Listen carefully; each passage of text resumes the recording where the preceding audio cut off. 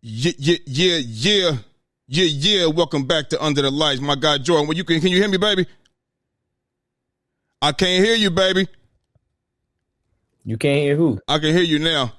We good? Yeah, that's on you. That wasn't on me. That was on me. You right. But anyway, nigga, we back. You understand me? It's been a minute. I got my guy Twan in the building. If you watch the show, you know who this nigga is. You know who that nigga Jordan is. You feel me? I'm Big Mike. Now listen, man.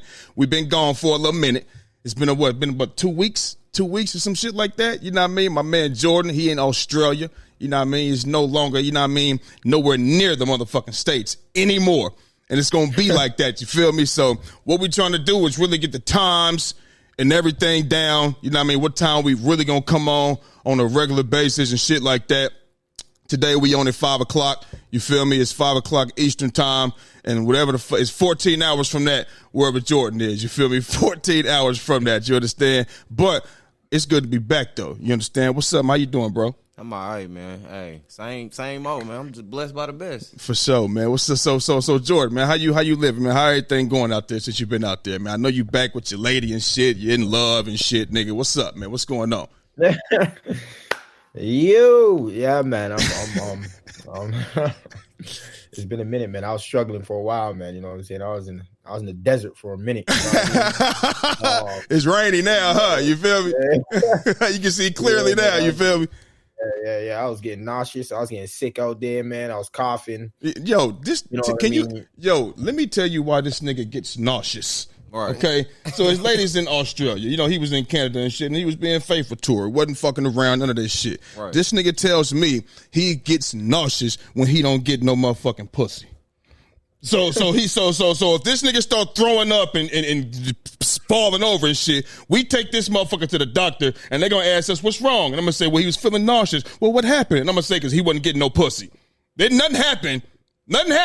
He just ain't getting no pussy. He nauseous and falling over and shit. So. That's how this nigga operates, man. But I'm glad you. Come on, man. Yeah. Come on, man. I was struggling, man. But anyway, it all good, man. I'm over here. It was a long ass flight, 20-something hours. I slept through like the whole thing. So I'm used to it anyway, because when I was going from Singapore to Canada, you know, I was doing that flight pretty much once or twice a year. Right. So it ain't nothing I ain't used to, you know what I'm saying? But it was a difficult one leaving Canada, man, leaving all my kids that I coach and that I've been developing throughout the years, you know what I'm saying? Because you leaving for good now. It ain't no, I'll be back. You know, you gone. Yeah, I'm gone for a little bit, to be honest. You know what I mean? So it was difficult, man. You know what I'm saying? They threw me a little surprise thing. You know what I'm saying? Rohan, he had me. They had something planned. So this dude was like, "Yo, I lost my dog." And I was like, "What?" And then like whatever because I went to go eat, and then he brought me to like some park. And I was like, all right, let me go look for the dog for you. Then when I turned the corner, all of them were there. Like that's fire, pretty much all the players that like I've been developing for the past couple of years and all that. There was like, I don't know, like 30 kids or whatever the case.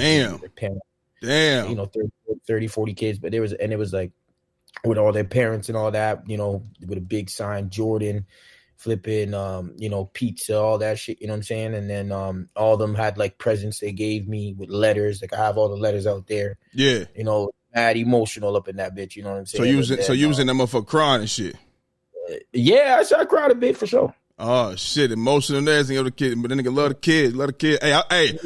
I damn near be the same way though. I ain't gonna hold you. And this nigga coached Little League football. Yeah. He coached Little League football. So you know, I used to coach, but he coached like right now. You know what I mean? Like they going. You feel me? So yeah. So I have a question for you. Like, what is the most satisfying thing coaching kids, man? Just being able to teach them something. You know what I'm saying? That I've learned and having them do it on a high elite level early. You know what I'm saying? That's my biggest take. Like just having something to teach and give to the kids, whether it's football related or outside of football related. You know what I'm saying? Just life experiences or football related. That's the biggest, really, with me. You know, just being able to have something to offer to teach them boys, man. Like, you know, and just giving them lessons and stuff. You know, just stuff like that. So who like how long you been doing this for? This is like my second, third year doing this. It's like my second, third year coaching. Yeah, coming into. So how old are these kids going like when you get them? How old are they? I've been working with the squad that we got since they was 6. Now they 8. Okay. Yeah, so I right. just been working with them, and we've been going up with them every year. So they 8U this year, they'll be 9U next year. You know, Mhm. I'm gonna stay and keep going up with them as long as I can. But that's where we at with this. And do you see any of them like who has potential to maybe go to the highest level Oh at yeah, this age? yeah, You see? yeah. We do. We got a few kids that can go to the highest level. The main one, the biggest one is our quarterback / safety, and that's Cash Kane Parker, aka Juju. But the He's kids, nice. man, yeah, and what I love about him the most, man, he has mannerism like early. He ain't one of those kids bragging and boasting because he the best player on the team. He real soft spoken. He just got mannerism about himself. Like he's real humble. Like he know he's him, but he don't have to do all that talking. And he listens. He's not a melter. He doesn't talk back. Very very well coached up kid, man. Like I love that about him the most. Outside of his game, like you know what I'm saying, his game speaks for itself though. Like, but So we got more kids than that's that though. We got a kid Dre. He played corner. He got potential to go like to the highest level as well. And Tavis, one of our linebackers, potential to go. We got a couple offensive linemen and defensive linemen as well. Got potential to go to a high level. We got but we got about maybe 5 to 10 kids that if they can stay on the right track, do good in school. Is that like a lot for at this like for your team? That's Is that a lot That's a to lot. be on one team? It's a lot to be on one team. Yeah, that's a Yeah. lot to be on one team. Yeah. Before I want to say something about my people, then before we start and everything, because I just want to give them a little shout out and all that. But before I say that, quickly, at this age for you, right? Yeah. When you're coaching these kids, do you guys have them all? They can play all positions at this moment, or are they stuck at one position for you? You know, like for us football, like for soccer, like we try to develop a player. Okay. You understand what I'm saying? Okay. And then as they get like when they're 8, 9, 10, 11, 12, it's all about the development of the youth. And we just try to develop a football player that can play anywhere. Okay. You know what I mean? Well, and then when you get to a certain age, then you start to get put into positions. You understand what I'm saying? I get what so you're like saying. what is it for football? Football right now with us, we coach and develop all our kids, but when I coach, I look into a kid and see where he's best fit at. But just like any other team in the country, we got guys that can play both ways and can be flexed out and play quarterback, safety, corner. We got guys that can play offensive line and defensive line. I'm pretty sure it's like that all around the country. But so far as me coaching and speaking on just me and how I do it, I look into kids and see where does he best fit? What's his best attributes? And that lets me know where the best put him at. Like, you know, if he's good with his hands, or if he got good footwork, you know, I can move him around. Or, you know, if he's more physical and you know, saying more smarter or whatever, I got an open mind on where I can put different kids. You know what I'm saying? I'm not just building one kid up to play a certain position. You know what I'm saying? But I do coach to basically to see like where I can put you, where I can best put you at, if that makes sense. You know? But we got kids that can play both ways, just like every other team in the country got kids that can play both ways. Like right now, like we got a quarterback playing safety, or we got a quarterback playing corner. We got a linebacker playing running back playing linebacker. No, you got an offensive lineman playing defensive lineman. Like, yeah. So I mean, if that answers your question, you know, that's where I'm at with it. You know, I coach kids to see where I could best put them at. Okay. All right. Well, that's what's up. That's what's up. Let me just quickly. I'm gonna give my quick shout out to you know, since I'm out, but Rohan Ricketts Academy, all the parents, all the kids.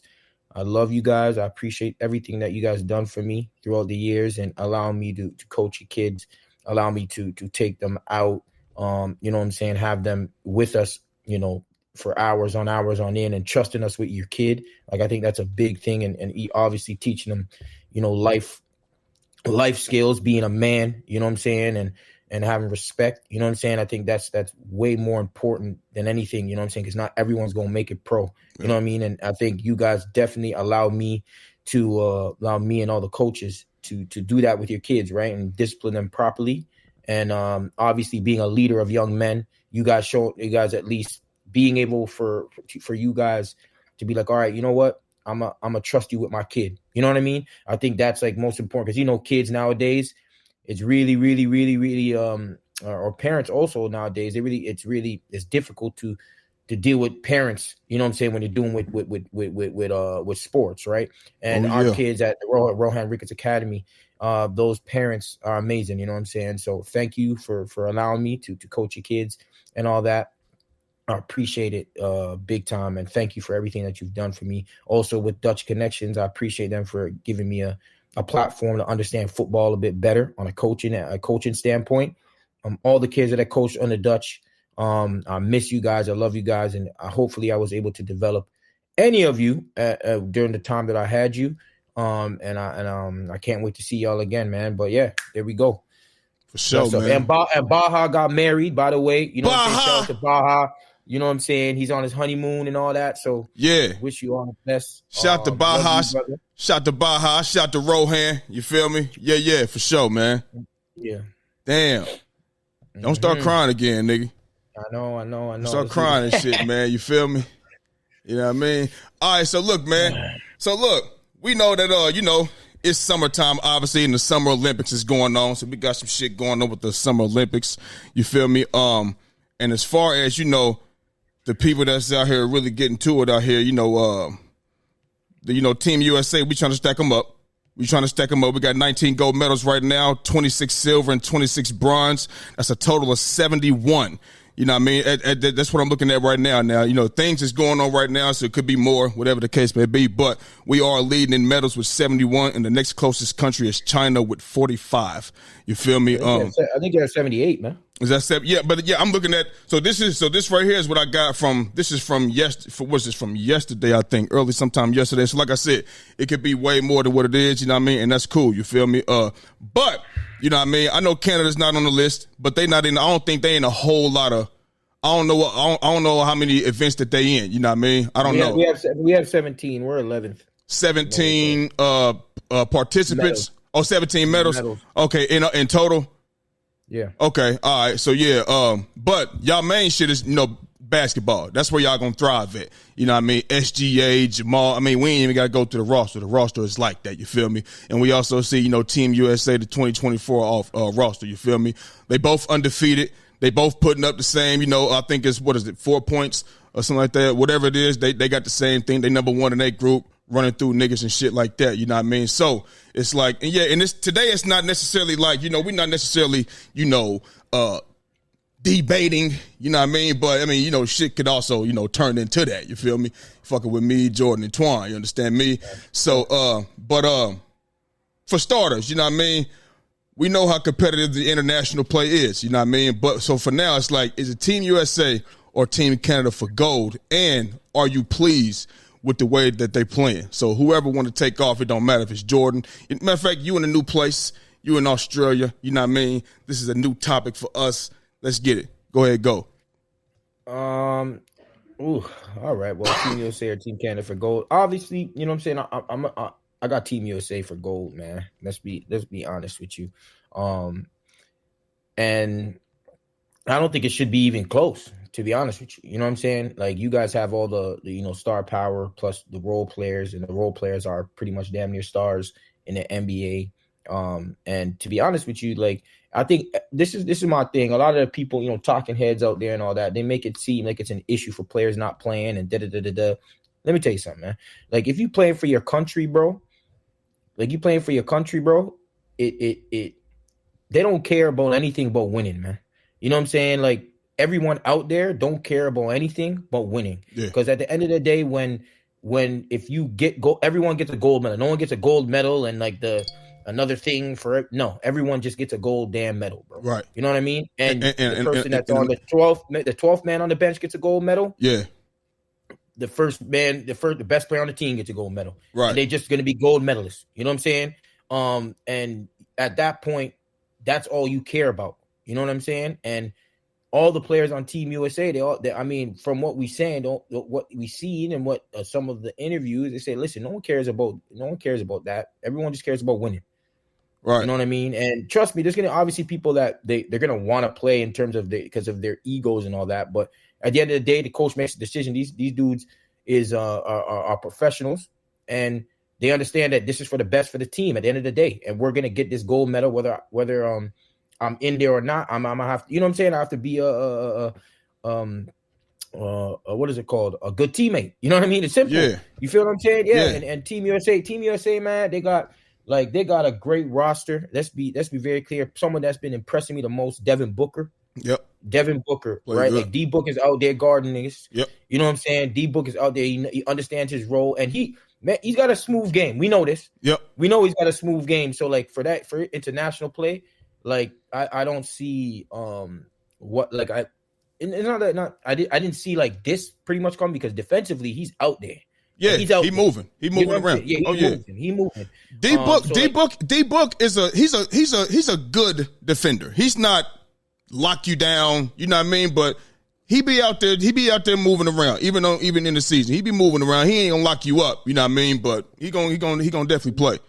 Yeah, but well, I mean, when I seen him play against one of the players, I think was it in he was like a 3-time Euro MVP. Like he was putting them nigga on some clamps, man. Yeah.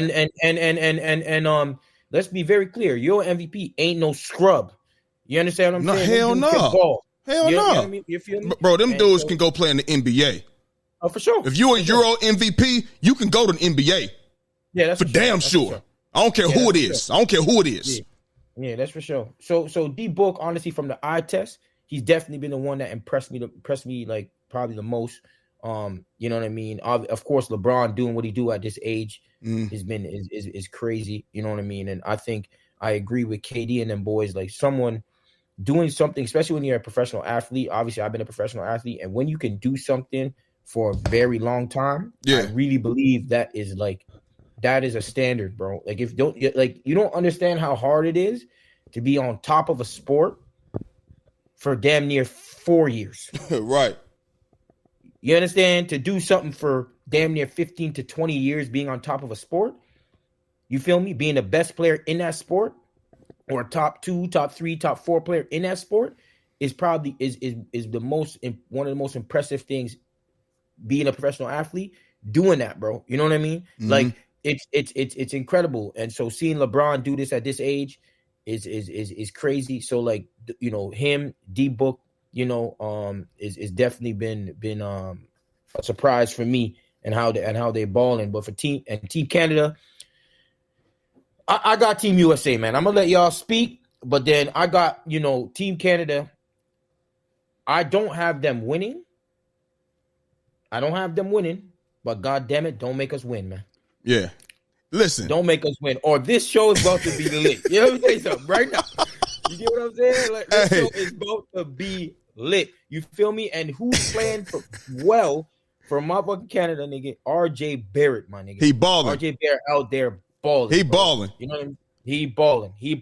He out there balling. And I didn't listen. We have so many more players. Obviously, you guys do too that didn't make the roster. That wasn't able to go.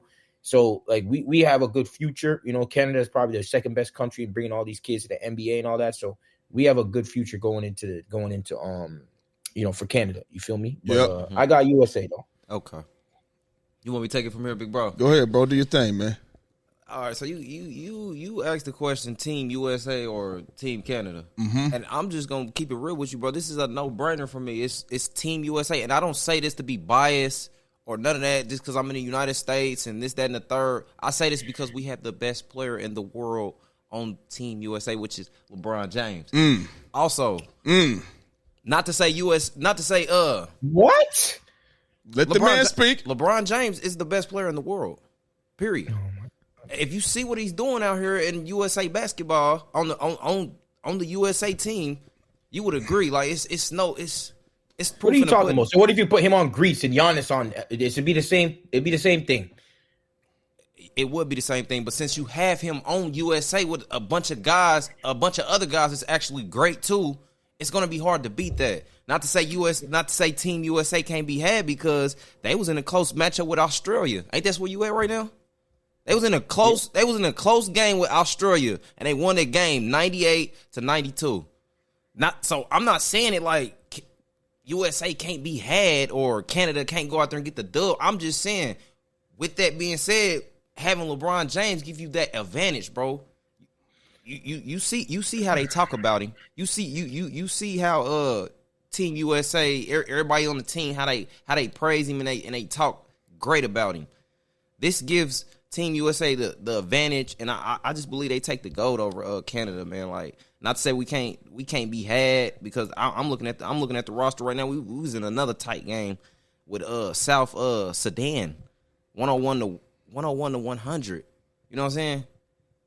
We been in tight games with guys. Like, I'm not saying it to be biased, Jordan. I'm just saying, like, and then you talk about D Book. You talk about another bucket getter. He want to yawn and do all that. That's cool. That's fine. But you want to talk about D Book and bucket getters. We have a lot of those around the team right now. We ain't just got D Book that's just out there scoring. We got Anthony Edwards.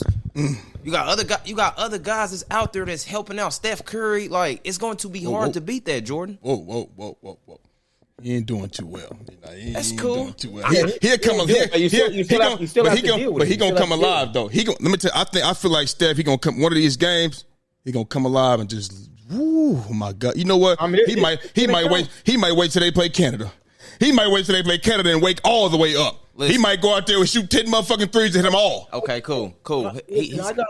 I hear what you saying, Tor. I gotta push back on this though, man. Like, this is what we not gonna do, bro. We ain't gonna determine someone being the best player in the world through Olympic play, my nigga. I didn't determine. That's not how I'm determining if LeBron James the best in the world just because he Olympic play. I'm just saying how well he's doing in Olympic play.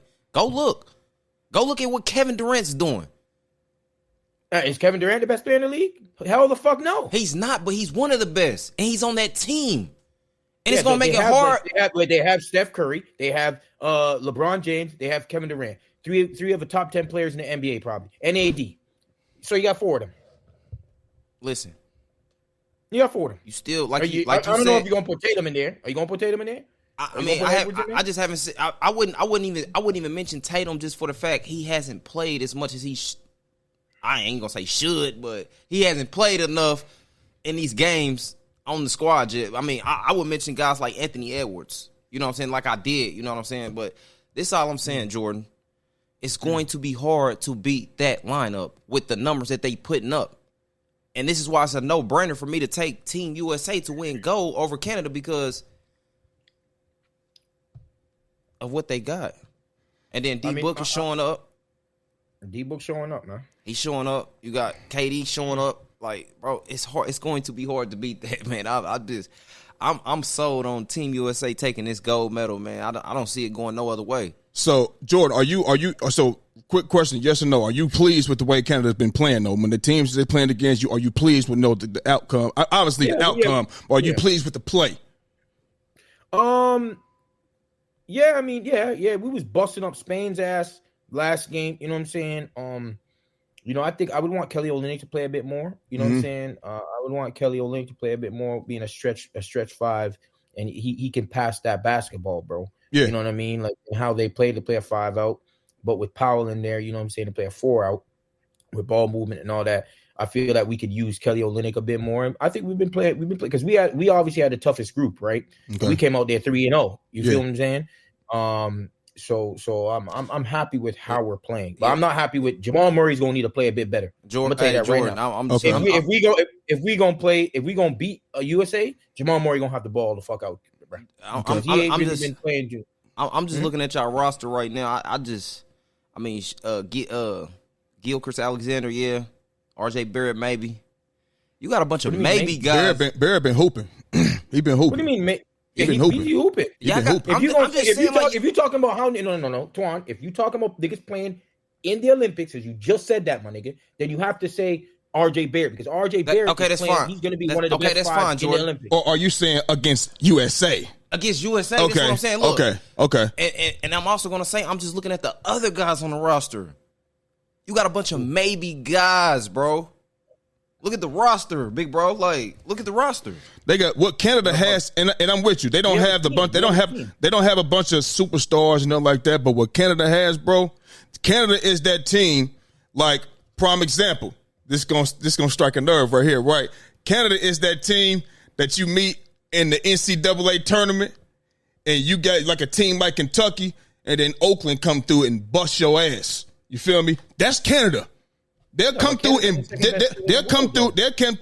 For sure. That's the fact. Canada will come through and bust your ass. Canada got a team full of niggas that can play basketball and can knock down shots, and they not about to quit and they not about to give up. So when they play against Canada, bro, it's this time around, it might be even better. It might be even a better matchup, because just like they say, with Andrew Wiggins to play, R.A.K. didn't play either. You know what I mean? And then somebody else didn't play for them. But I think they may have had more guys at one point in time than we did. You know what I'm saying? But for me, you know, well, go ahead. Go ahead, bro. I ain't gonna cut you off. So me, obviously, Team USA. Team USA over Canada or over anybody. Not just because we from the States. It's just that's just what it is. I'm looking at the roster. I'm looking dead at the roster, Jordan. So looking at guys like Pat. But we don't talk about the roster because we know USA has always had the best roster. Okay, that's cool. That's cool. I'm trying to figure out. I'm trying to figure out who besides Jamal Murray, Gilchrist, and Barrett is going to actually be a factor. Like I don't see Patrick Beverly doing nothing like that. Dylan Brooks. I don't really see like Patrick Beverly. No, Patrick Beverly. That ain't Pat Bev. That's Lou Dort. Okay, Lou Dort. That's Lou Dort. They look like Pat Bev. But do you see what I'm saying? Do you see the names that you say? Listen, I don't really see them getting off, Jordan. But listen, that's what you have. We have a basketball team. Yeah, you got niggas that's gonna defend, nigga. Yeah, he might defend. Yeah, let him talk. Hold on. You got Dort, right? You know Dort's gonna be up in you. Mm-hmm. That's a fucking fact, nigga. Mm-hmm. Right? You know Dylan Brooks gonna be a pest too, nigga. Yep. And you know Gilchrist ain't no bitch defensively either, nigga. Them hard. And he's an MVP caliber player. If you want to talk about the best player in the world, he's one of them. And I mentioned him though. You act like I didn't mention him. I said besides him. What I'm saying is we got a team, and if you play a team against USA right now, you see sometimes when they're playing, just a bunch. Just niggas is better, bro. It's not like niggas is out there like you see, this team is flying all over. Like, no, this niggas is just better. You have better players than the other team, nigga. Right. But if you go up against a team that's actually hitting shots now, and they going out there running a great system, and they defending as a unit, because now we're not going to be able to go out and switch and play like another 8-9 guys. We're going to go probably seven deep. Yeah. 7 deep.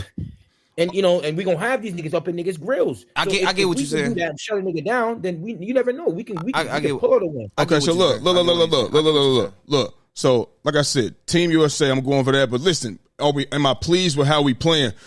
First of all, I'm gonna tell you right now, Jordan. I told you this. I didn't want to see Joel Embiid in the Olympics. I wanted you to stay home. I wanted him to stay home, get healthy, rest, and be right for the upcoming season. You understand what I'm saying? Because I knew going to the Olympics, you can tell right. He's still moving slow. He's still moving slow. And I said he need to go to the bench.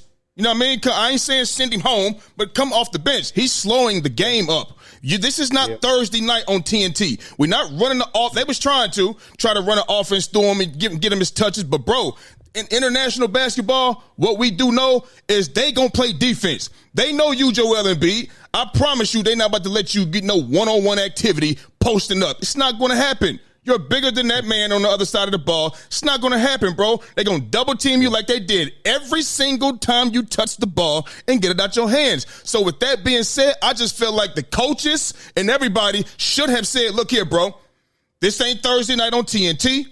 You're not going to get the ball the way you normally do. What you need to be is a great defender. Be dominant on defense the best as you can. We got guys that can penetrate this lane, and they can get you, if you get the open look, knock down the shot. But just be great on defense. You can't. He hasn't found, to me, he hasn't found that role. Like, okay, I'm gonna do this. You see how we see LeBron with 21 points and shit like that? That's the first time he's ever had 20 plus points. because that's not what he does. You understand? His shit is 11, 8, 6, and shit, 11 points, 8 assists or rebounds, and 6 or 7 assists, that type of shit. We're not expecting 28, 8, and 8. So Joel Embiid, do what you're supposed to do on the defensive end, play high-level defense, and just take what the offense gives you. You slowing shit up. And you know what I mean? So I just felt he need to be out of the game, come off the bench, get in there with the second unit. I don't want to see Joel Embiid starting no damn more. No more. I don't want to see him in the starting lineup. I don't. You know what I mean? And listen, listen, look at Steph Curry, the way he play, he not playing the best. Hey, bro, listen, if you can't get it going, you got Hallie on the end of the bench. Get him out there and see what he can do. Because if Steph Curry, I ain't saying you got to go out there and be motherfucking unanimous MVP Steph. But you got to give us more than what you're giving us. You feel me? That on a consistent basis. International play, niggas is talented. You don't have to be LeBron. You don't have to be KD and Anthony Edwards. These niggas can play basketball, and these niggas can knock down shots. And as long as that ball is going through the bucket, that score is going to keep going up. You understand? Mm-hmm. So hey, if Steph can't get it right, Steve Kerr, fuck that's your motherfucking star player on your team. We don't give a fuck. Put him on the bench, see what Hallie can do so we can get out in that motherfucker, out in front of this team early. Because Steph is going to keep getting the shots, and I want Steph to keep taking them. I don't give a fuck if he went 0 of 10 like Steph did. If you open, keep doing what you do. Hit you between the legs, step back, side, do it. I'm just wanting to go in. So let's try something else first. Because the deeper we go, the better the teams are going to get. You know what I mean? Giannis and them coming. And I ain't saying I'm not saying they're going to beat USA. But we know Giannis, the team that he has, is going to feed off of him. So if he get going and they get to knocking down shots and we struggling, yeah, it's going to be a problem. It's going to be a problem. Who you guys playing? We got Brazil next. We got Brazil. That's tomorrow on August 6th. But in another thing, somebody asked me, I was talking to my guy the other day. He asked me about who had a better game that day when KD first came back and LeBron. You know, they was both efficient. You know what I mean? Who was the biggest key in that game, or who had a better performance? LeBron had a great performance, but the simple fact, Kevin Durant didn't play none. He didn't play none, and he came back and went 100% until what? What he went? I think he ended up going 8 of 9 or something like that. Yeah, he missed one shot. And when he came out, it sparked everything. That man right there was the difference in that. You feel me? We know LeBron gonna do what he do, but I'm talking about as far as that game, when he first came back, nigga, that was fucking exceptional. So, Team USA over everybody, you know what I mean? Just because, you know what I mean, we got the best players in the world, you know what I'm saying? But Canada ain't no pushover, bro. Yeah. They not. And that's why I got to piggyback on what you said, Jordan. Canada will hit you in your motherfucking mouth. Yeah. And that's why I want to piggyback on what Jordan was saying. I definitely agree to the fact, like, when you play a more a basketball team, like you was saying, like people that know how to play basketball opposed to you just having the best players, it forces those best players to actually play real basketball now. Bro. You know what I'm saying? When you go against, you actually running, you know what I'm saying? You actually running real basketball. Like you gonna have to D up now. You're gonna have to rotate. Yeah. You know what I'm saying? I get what you're saying, Jordan. I agree with you, but at the end of the day, I just think the talent is going to basically win the game for him. Hey, listen. Basically. That's the shit that we can't do. USA can't do that. That talent, look, that talent, this ain't South Sudan. Remember I said when South Sudan had that great shooting day, right? They had that great, and I said, let's see if they come out and shoot like that again. And they didn't do it. You know, so I said they played their best that they could possibly play. You know what I mean? That's it, and we still won the game. Mm-hmm. You're not about to do that to Canada. You're not going to do that. Yeah.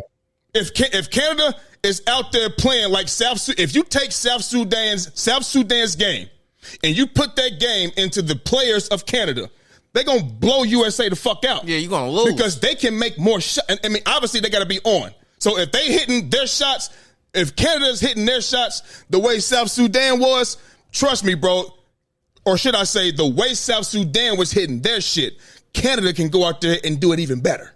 Right. On any given day. And that's why I agreed to the fact, like, I ain't just gonna say we can't be had. Like, I'm not gonna say that, but international play. See, back in and we're gonna get into this. You know what I mean? Because we're gonna talk about the '92 Dream Team next. Matter of fact, let's just jump into that now. You know what I mean? Because a lot of people, you know, they talking. You know what I mean? Do you want this this 2024 Olympic team or the '92 Dream Team? And like I was about to say, the talent level is way different. The shooting that we see now it's not like it wasn't like that back then in the 90s. They wasn't shooting the ball the way they are now. So like I said, you don't have to have these dudes that can get to the rim, dunk on you, cross you up. Nah, we're going to run around these screens. We're going to do these plays, pin downs and everything, and we knock these shots down. That's what we do. You know what I mean? So, Twan, 92 Dream Team or the 2024 Olympic team. And this ain't even got to be a long, drawn-out thing. You feel me? Because I just feel like niggas really just be, I don't know, they own this Jordan thing so much, and because it's LeBron, that's what they be basing it off of.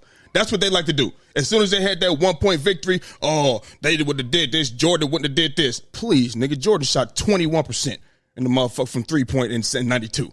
He took the most shots on the team by 30. Outshot the nigga by 30 points in the whole motherfucking team and missed the most. He was terrible in the fucking Olympics. But who you got, man? 92 Dream Team or 2024 team? This is tough. I ain't gonna lie, this is tough because I'm looking at they starting five right now. Like you got Magic Johnson, Michael Jordan, you got Ewing, and you got Karl Malone, and you got Pimpin. Right. You know, and then I'm looking at and I'm comparing it to the 2024 Olympic team, which is, you know what I'm saying, Brian, evidently, D Book, you got Anthony Davis out there. I'm gonna take the 2024 Olympic team though. Okay. Just being that, you know what I'm saying, more athletic, the competition level was just way better. Like, so is it a blowout? Is it by 10? Is it by 20? You know what I mean? Like, are they gonna go in there and run these niggas and go to home and sleep good? You know what I mean? Or is it gonna be a dog fight? They got to stay, put ice on their knees, and this man, oh my God, this man. I don't think this roster could keep up with what the 2024 Olympic team has. Right. I don't think they can keep up with them. Like, right. Fit like through an entire game. Like, I don't think they can keep up with them up and down the court. Let me cut you off real quick. Now, you know we at my crib. Right. We at my crib. And you know I got the kids in the house. Right. You hear them in the background? Just a second. Hey! Shut that noise up before I come back there with my belt. Shut it up.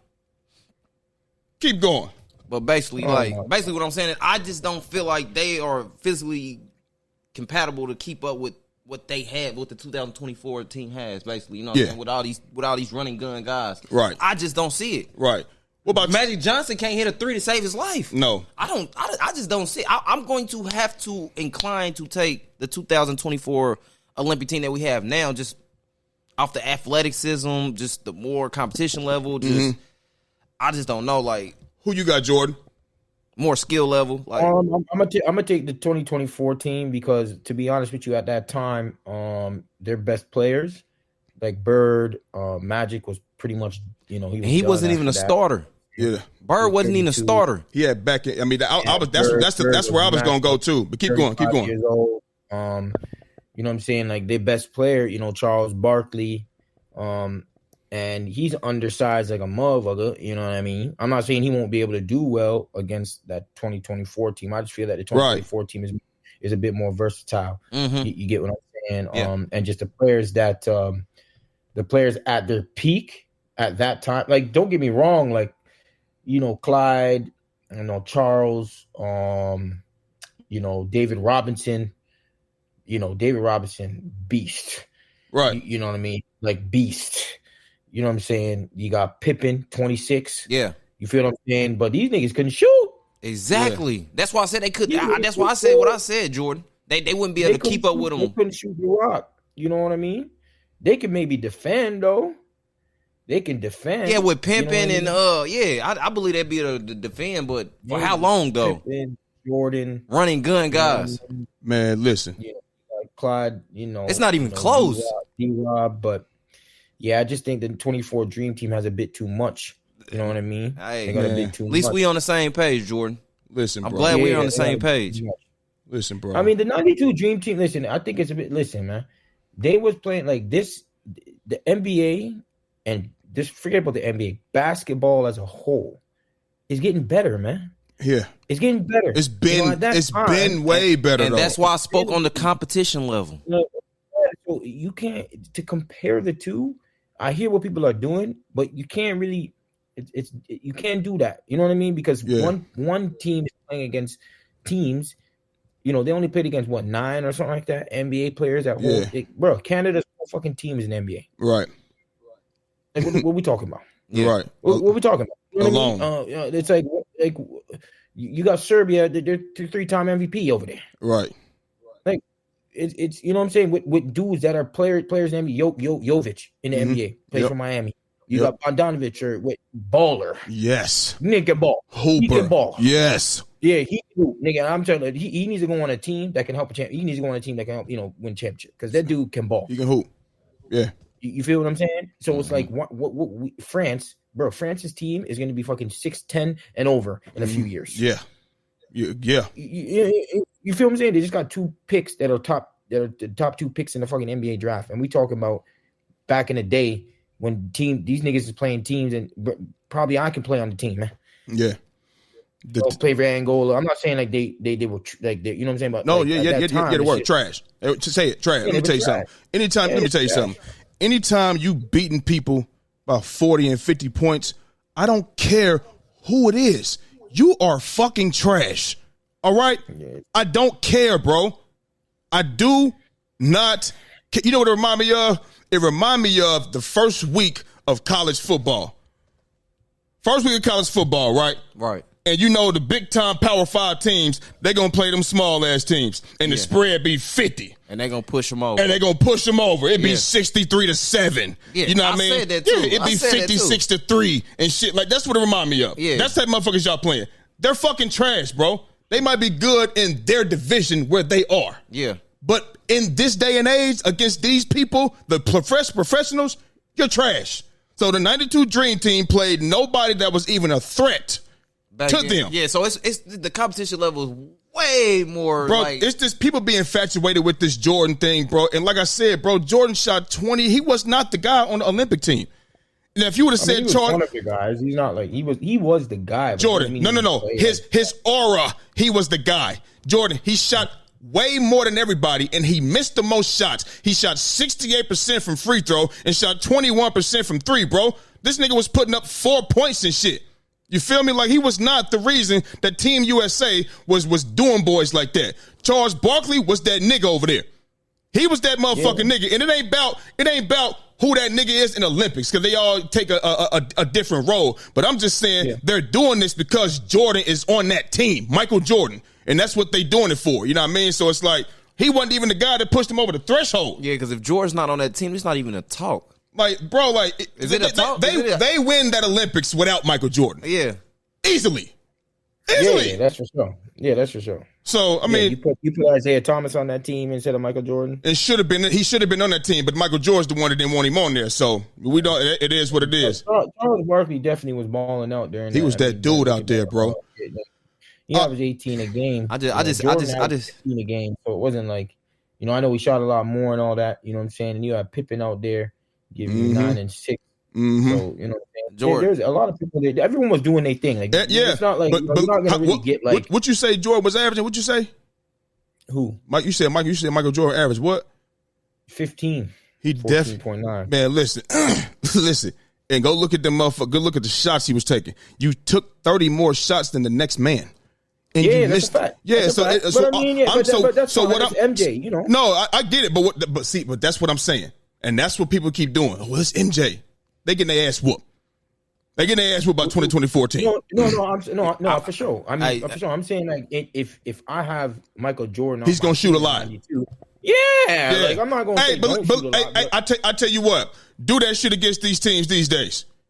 It's just too many mismatches for me. Too many nightmare matchups for me, bro. Like, I don't see none of these guys. They still probably gonna beat teams this year. This thing as well, man. Like, their team is nice, bro. Don't look at they ain't. No, it is. But we talking about this team versus that team. You feel me? That's all we're doing. It's too many mismatches for me, man. It's too many guys that are in their prime at this very moment. You got AD prime, Joel Embiid prime. You got D Book, Anthony Edwards not in their prime. Jason Tatum supposedly in his prime. There's too many guys at this, like, right there that are all like at their supposed to be near their peak. Yeah. And you have LeBron James, who's at the end of his thing. Then you got Steph Curry, who's at the middle, not the middle, the end near that time as well. KD as well, but they still playing at a high level. It's not like Bird and all them guys, at that time in their careers. These niggas are still the best players in the world. So too many nightmare matchups, too many mismatches for me. I'm 2024 for sure. All right, so look. Right? So we know NBA on TNT Thursday with EJ, Shaq, Kenny, Chuck. We love that shit. I don't think it's a basketball fan in the world that does not gear up. And I don't know if you smoke weed, if you drink, whatever you do. Don't tell me you don't get a drink ready or a blunt ready when NBA on TNT. You know what I mean? It's coming up. You feel what I mean? But you know they got a new deal. They got a new deal or whatever. You know what I mean? So you know after next season, NBA on TNT will be no longer. It's no longer going to be. You know what I mean? So the question is, you know, it's kind of like, how do you feel about this? And if y'all don't mind, I kind of want to start it off because I'm pissed off. Yeah, I'm real pissed off about this. You know what I mean? And so they got a deal, and it's going to be under NBC Universal. You know, NBC Universal, and which also Amazon and Peacock and ESPN. They all stream games on that type of shit, right? But the thing is, and I said this when they was doing this shit with the NFL. So to tell you how I feel about it is like it's fucked up because now everybody don't have more money to watch football. So if you don't have a Peacock subscription, you ain't watching that game on Peacock. If you don't have an Amazon Prime subscription, you're not watching Thursday Night Football because that's all it's on right now. You understand what I'm saying? That's all it's on. You know what I mean? So now basketball, NBA, now it's going to be on Peacock. It's going to be on on Amazon Prime and shit like that. I don't think they give a fuck about the fans. You know what I mean? Because now, people got bills, kids, you got single parent households, you even got double parented households. You know what I mean? But nigga, look at the inflation. Look at the bills that people got to pay. So even everybody got Netflix. Everybody got some type of subscription that they're paying for to watch what they need to watch, like TV shows or past TV shows or whatever the case may be, binge watching shit. You just adding another fucking bill. All that shit add up. So it's just like, y'all don't give a fuck about the fans. It's just all about the money. And I don't like that shit. You know what I mean? Little kids out here that's not going to be to watch the game because they in the hood, nigga. And they parents ain't got that extra money. You know what I mean?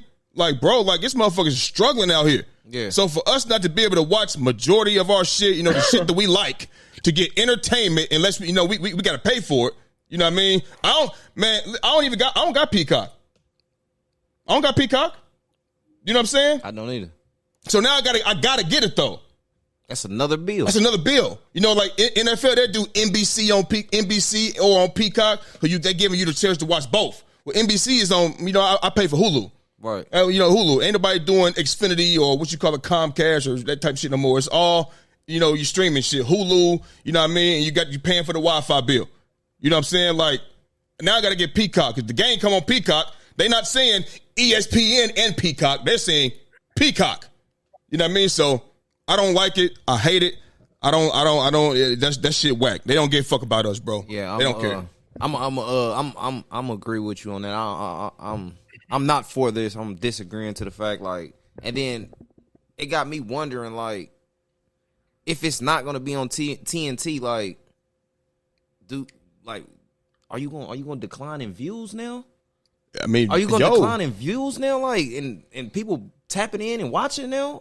It's kind of like you're going to lose more money if you ask me. Because it ain't just us in the U.S. Exactly. Think about these motherfucking countries, bro. That's already poor as fuck. I'm trying to make sure that since you're not going to have it on TNT, is this a bigger money move or is this not, because it's not making sense to me, because I just feel like with it being on TNT and being that people can watch it, you bring more views and you bring more money in. You know what I'm saying? Opposed to now you putting it on something that other people got to pay for and they might not pay for it. Right. Where does the money go? Is it declining now? I feel like it's declining because people got to pay for something that they don't really want to pay for now or won't pay for. You know what I'm saying? If that makes sense. I'm not with it, man. I don't know. It's not fair, bro. It's not. You know what I'm saying? You gonna have people out here real deal missing out on stuff, and you're not gonna tune in. You're not gonna have a lot of people tuning in to TNT no more like that. Charles Barkley's retiring after this season. Yeah, he's cutting out. Yeah, don't tell me we don't laugh like a motherfucker at Charles Barkley. Yeah, don't tell me you don't laugh with him and Shaq going at each other. Don't tell me you don't laugh when Kenny the Jet Smith, you know what I mean, goddamn running up to them. They trying to race Kenny the Jet Smith to run up to the screen, man. Yeah, it just don't make sense to me, man, to put it on on some type of other platform where you had people that had the real deal tune in and buy and subscribe. Now I just want to know like who y'all gonna have in place though. Yeah, you gonna have some corny ass, some corny ass motherfuckers on there, some people that don't even make you laugh or make you want to watch the show. I don't know, man. Like it just don't make sense to me. It's not a good move for me. I don't know. I'm not with it. Shit whack, bro. Yeah, I'm not with it. What's up, Jordan? Talk to us, man. I mean, for me, it's not like, for me over here, I get the app and then I subscribe to the app and then I get, you know what I'm saying? Mm-hmm. All the games pretty much. You feel what I'm saying? Mm-hmm. So, but for the people, I guess it's an issue, but you know what I'm saying? What is America about, man? So it's about money, bro. Yeah. That's all it's about. It ain't surprising to me. You feel what I'm saying? I'm with you when you're right, my boy. I'm with you. I can't even if I wanted to argue, my nigga, I can't. Yeah. Like they don't, boy. I'm not for it though. It does not make sense to me. This move does not make sense to me at all. We live in a country where they'll send another country billions and billions and billions of dollars. And you got people over here struggling. Homeless people. Roads all fucked up. Schooling system all fucked up. Everything fucked up. But you sending hundreds of billions of dollars to fucking these other countries. What about us? They don't get this US. It's all about the money. It's all about money. So my thing is, it's all about the money. But are you gonna be making more money with this move? I don't think so. We about to find out. We're gonna find out. I really don't think so. Because listen, this month. Listen, bro, they gotta make their money back. So that's what I'm asking. So understand that in-season tournament, you know what I mean? That's trying to get more. You think Adam Silver just woke up and said, "Hey, let's do this"? No. Oh, they didn't just start talking to Amazon. They've been knowing this deal was coming to an end. They've been had this shit in the works. You know, this in-season tournament, that's going to bring more views. That's going to bring more money. It's going to be doing this. It's going to be doing that. Yeah. But see, a lot of people got Amazon. A lot of people got Amazon, but a lot of people don't. I know people that don't got Amazon. I think it's more people who don't got it. Amazon is $14.99. I think it's more people who don't got it. I'm pretty sure it is. But that's why I'm asking you, like, man to man, do you feel like I can't give you that because if you're looking at it now, the way I'm looking at it, nah. I don't think so either. I feel like it's people that's like, you know what, son, I can't afford that. Exactly. Or hey, baby girl, I can't afford that. Especially with what you said, with the inflation being up and everything going up. Everything is so high. The wages are not going up. I don't think this is a good move, man. I really don't. I think you lose in this deal. I think you lose. This shit whack, bro. But this goes to show you it's not about, you know what I mean? Yeah, it's not fans. It's not. They don't give a fuck about us. It's not about they don't. They trying to collect, basically. That's it, bro. It is what it is, man. That shit really pissed me off, but shit, fucking man. We gonna move on to the next topic, man. You know what I mean? So listen, man. You know my Sixers this offseason, they trying to make some moves. You know what I mean? We trying to get back. Or should I say, we're trying to get to titles and title contention and things like that, right? You know what I mean? So the question is, let me get my shit ready. Damn. How much does the Sixers' new additions help them towards winning a title next season? And this is what I'm going to say, man. I know for sure that we got Reggie Jackson. I like that pickup for him to come off the bench. I'm loving that pickup for sure. You know what I mean? I like, you know, of all people, Jordan, I wanted Kelly Oubre back before anybody. I've been saying Kelly Oubre. I wanted Nicholas Batum, and if we could get Jimmy Butler, bring him too. We didn't get we didn't get Batum. He's back in LA. That's cool. But Kelly Oubre is motherfucking back, and I'm good with that. You feel me? We also signed Caleb Martin. You know what I mean? I'm good with that. We know what he can do in Miami. He flies around on defense. He's been in big moments. He's been to the finals. You know what I'm saying? So, and I said, you know, we're gonna have to fill out our roster. You know what I mean? After, you know, Paul George got there, whatever the case may be, because we lost players and shit. You know what I mean? So, I think, you know, Kyle Lowry's coming back. He's a veteran, you know what I mean? Kyle Lowry's going to do what Kyle Lowry do. He's going to come up. He's going to show up and drawing charges. He's going to show up. He can always knock down a key bucket. I'm not telling you he's going to go out there and give you key buckets. But if we have a drought somewhere, he can come through with his veteran leadership, get a bucket. I seen him one game talking to Joel Embiid, just doing him like this, like, yo, calm down.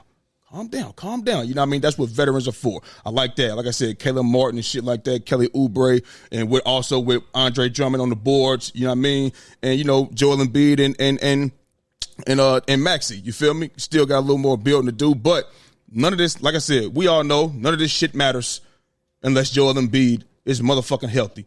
You know what I mean? And you're not telling me that you're getting healthy right now in the fucking Olympics where I didn't want him to be. I get he wanted to play in the Olympics, and I get this was his best opportunity to play in the Olympics. He's 30 years old right now. And with his injury history, who knows in 4 more years is he going to want to play in the Olympics after playing the season if he's still playing. Joel Embiid ain't no spring chicken. He ain't 26. You know what I mean? If you ain't paying attention to his career, you be like, well, damn, I only seen him this much. He 30. Right. He 30, bro. Right. You feel me? So, you know, it's all going, if he can stay healthy, you know what I mean? I think these new additions will help us get to the finals. I think that because I know what we can do as a Sixers organization with, you know what I mean, Joel Embiid and Maxey. And when you get rid of a Tobias Harris over Jimmy, you understand? Whew, I just felt it again. Whew, I had to deal with that for 5 fucking years. But now that he's gone and we got Paul George in the place of a Tobias Harris, one thing about Paul George might hit the side of the backboard. Motherfuckers can get on his top. He can go out there and scrub out. Motherfuckers gonna get on his top. But he's not gonna stand in the corner. He's more of a factor than... Yeah, but that's what I'm saying. He's way more of a factor. He's way more of a factor than Tobias Harris. Yeah. That's who his replacement is. So I feel like our replacement is an upgrade, a bigger upgrade. Yeah. You understand what I'm saying? Paul George can go out there and get you 20-something. Yeah. So I think... Tobias Harris was only getting you like 12. I was betting with him. Yeah. Throughout the season. So I know he was sending me 12 points and 13. Bro, listen, bro. That's not going to get it done. One more thing, and I'm going to pass it on. Tobias Harris had plenty of opportunity to show what he was worth. Tobias Harris averages 17 points a game. I'm not an average guy, right? Because when you look at that, 17 points a game. No. You got to get them buckets when they matter. Mm-hmm. A lot of times when the game is over, Tobias, he'll give you 6 quick points. 6 quick points in transition. The game is almost over, or we might be losing when the game is on the line, or we need these buckets to stop this run and this and that. He don't come through. Right. And he always stands in the corner. And even with Joel Embiid and Ben Simmons, as much time as they missed, this before Max was even in the league. Right. As much time as Joel Embiid and Ben Simmons missed at the same time, your average stayed the same. You didn't up your game.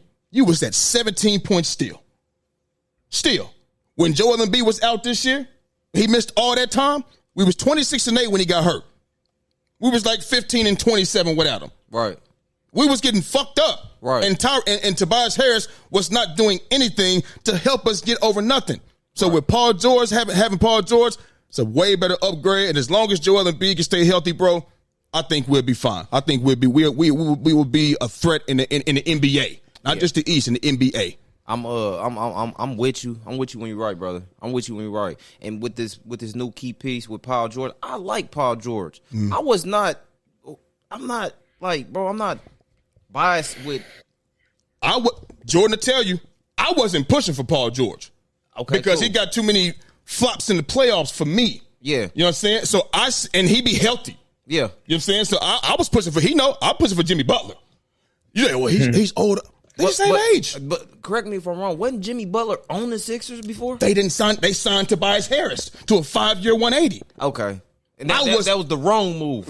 Yes. Yeah, that was the wrong move. We stay with Jimmy, we can get back to the finals. Yeah. Oh, I'm sorry. We could get to the finals. All right, so this is what I'm saying. I'm with you.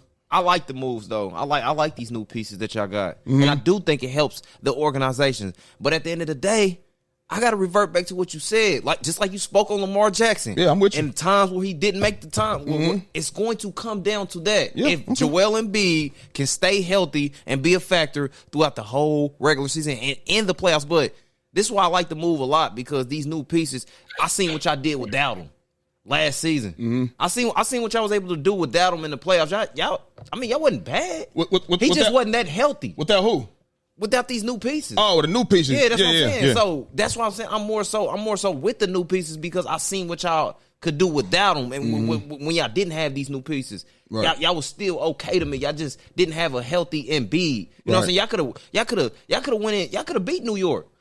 Y'all could have beat New York. For sure. Y'all could have beat New York. I think we could, bro. With a healthy Embiid, the way he was playing this year, bro, I think we could have went to the finals. That's just me. So that's just me. And that's what I'm saying. I'm more so inclined to be with the new pickups that y'all got because y'all didn't even have these guys, and y'all was still excelling. Y'all still was okay. They was still okay. Like, I want to point out something. I'm not gonna lie to you, bro. Like, y'all was still okay to me. I want to point out something to you with Jordan. You remember you say you just mentioned Lamar Jackson, right? Right. His whole facial expression just changed. No, but we was talking because I was comparing basically because Big Mike spoke on Lamar about at the end of the day, the Ravens and getting over the hump is through Lamar Jackson. And if he's going to be able to make those plays. No. But that's what I'm saying. I'm reverse psychology now because that's the same thing with the Sixers. It's going to come down to Joel Embiid. Oh, you basically saying he still got to make the throws. That's basically what you're saying. When I was talking about Lamar. I'm comparing to what you said. That's not why we lost that game. We lost that game because he didn't do what he's naturally supposed to do.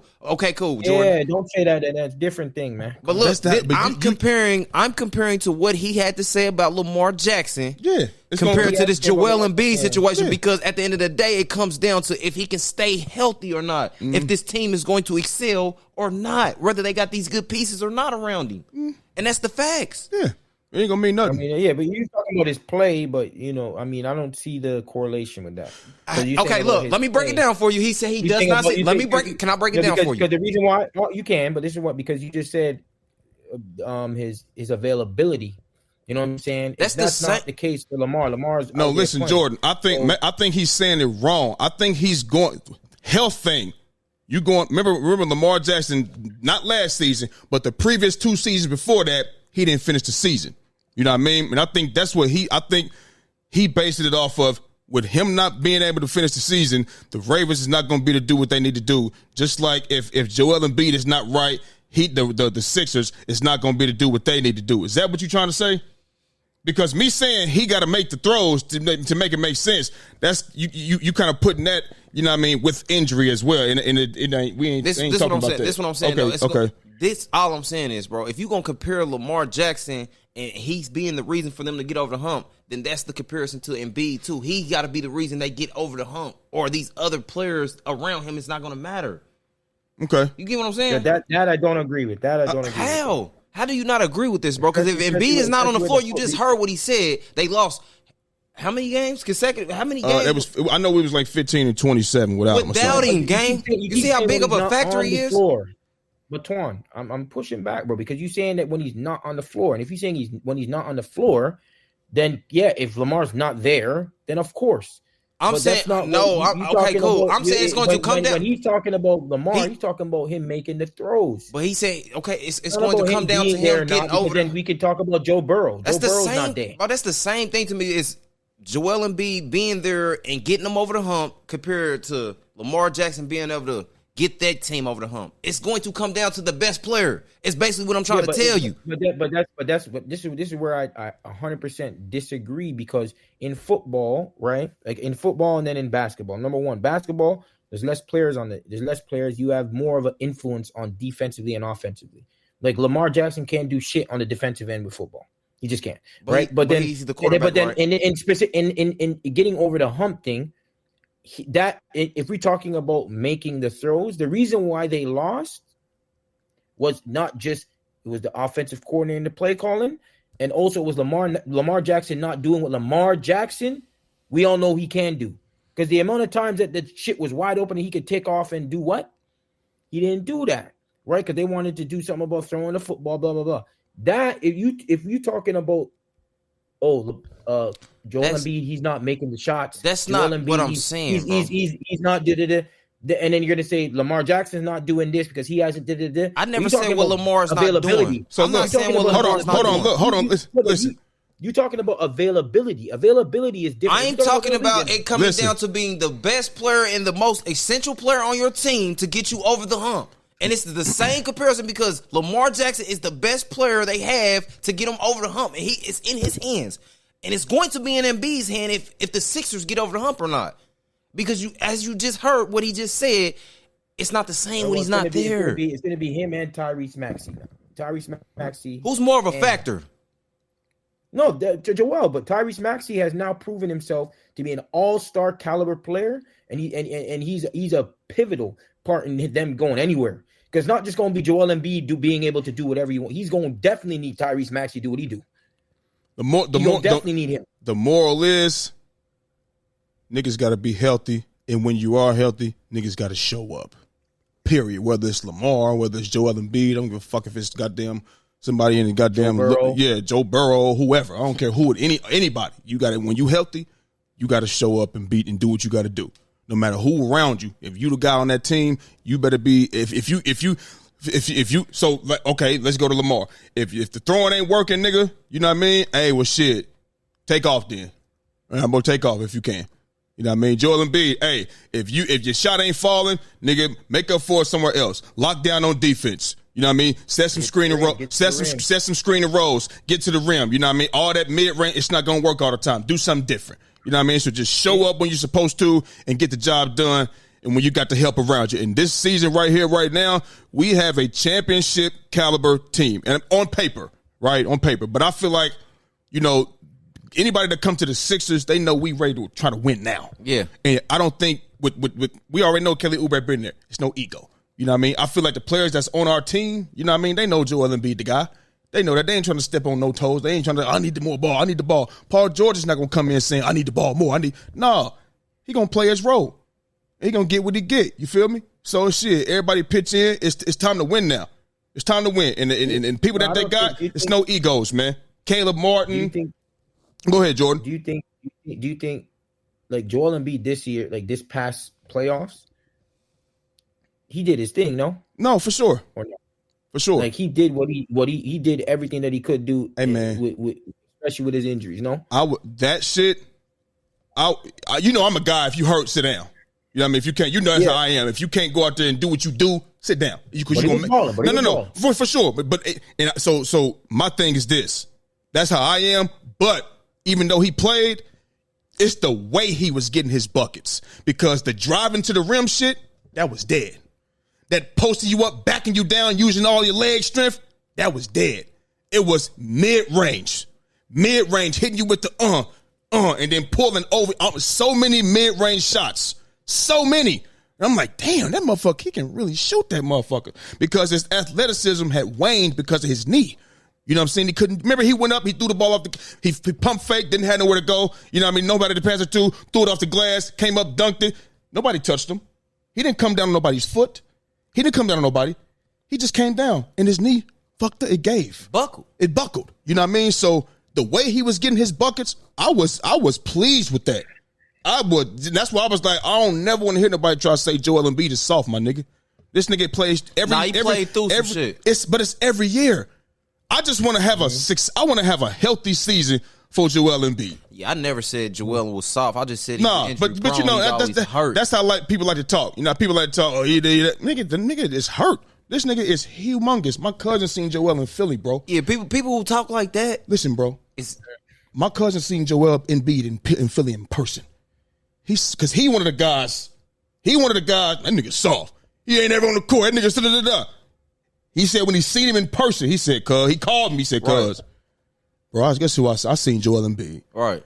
Bro, that nigga is fucking mongus, bro. Yeah. He said, bro, I see why that nigga be hurt. You know what I mean? I said, he ain't supposed to be moved. I said, carrying around a lot of. I said, we got the knees you got? Yeah. He was born with the same knees. They don't make 7 foot, 300 pound knees. They don't make 7 foot plus 300 pound feet. They don't make it like that. You know what I mean? Shaq is one of the most gifted motherfuckers ever because he was humongous and he can run up and down that court all day. You feel what I'm saying? When he was Shaq, you know what I mean? It wasn't I'm out with injury, my knee, my foot, my knee. Nah. Yeah. You know what I mean? He's one of them ones, bro, that's just Joel Embiid wasn't blessed with that health like that. Right. And a lot of 7-footers that do what they do what Joel Embiid, he's Euro stepping and shit. He got a little bad luck with health. Yeah. You know what I mean? That's just what it is. So hopefully I want a healthy season. So I can say when we lost to the better team, or you know, we got beat. Yeah, I don't want it to be this nigga's fucking limping around. I hate that. I'll tell you right now, with this squad that y'all got and y'all stay healthy, New York Knicks, y'all might as well just let me tell you something. Forfeit. If y'all not gonna beat them. If we healthy, Listen, Mark, it's an hour and 10 minutes on episode 107. An hour and 10 minutes on episode 107, August 5th on a Monday. If we healthy this season and through the playoffs and we don't win the finals, they're going to hear from me, bro. Yeah. They ain't going to hear from me. Listen.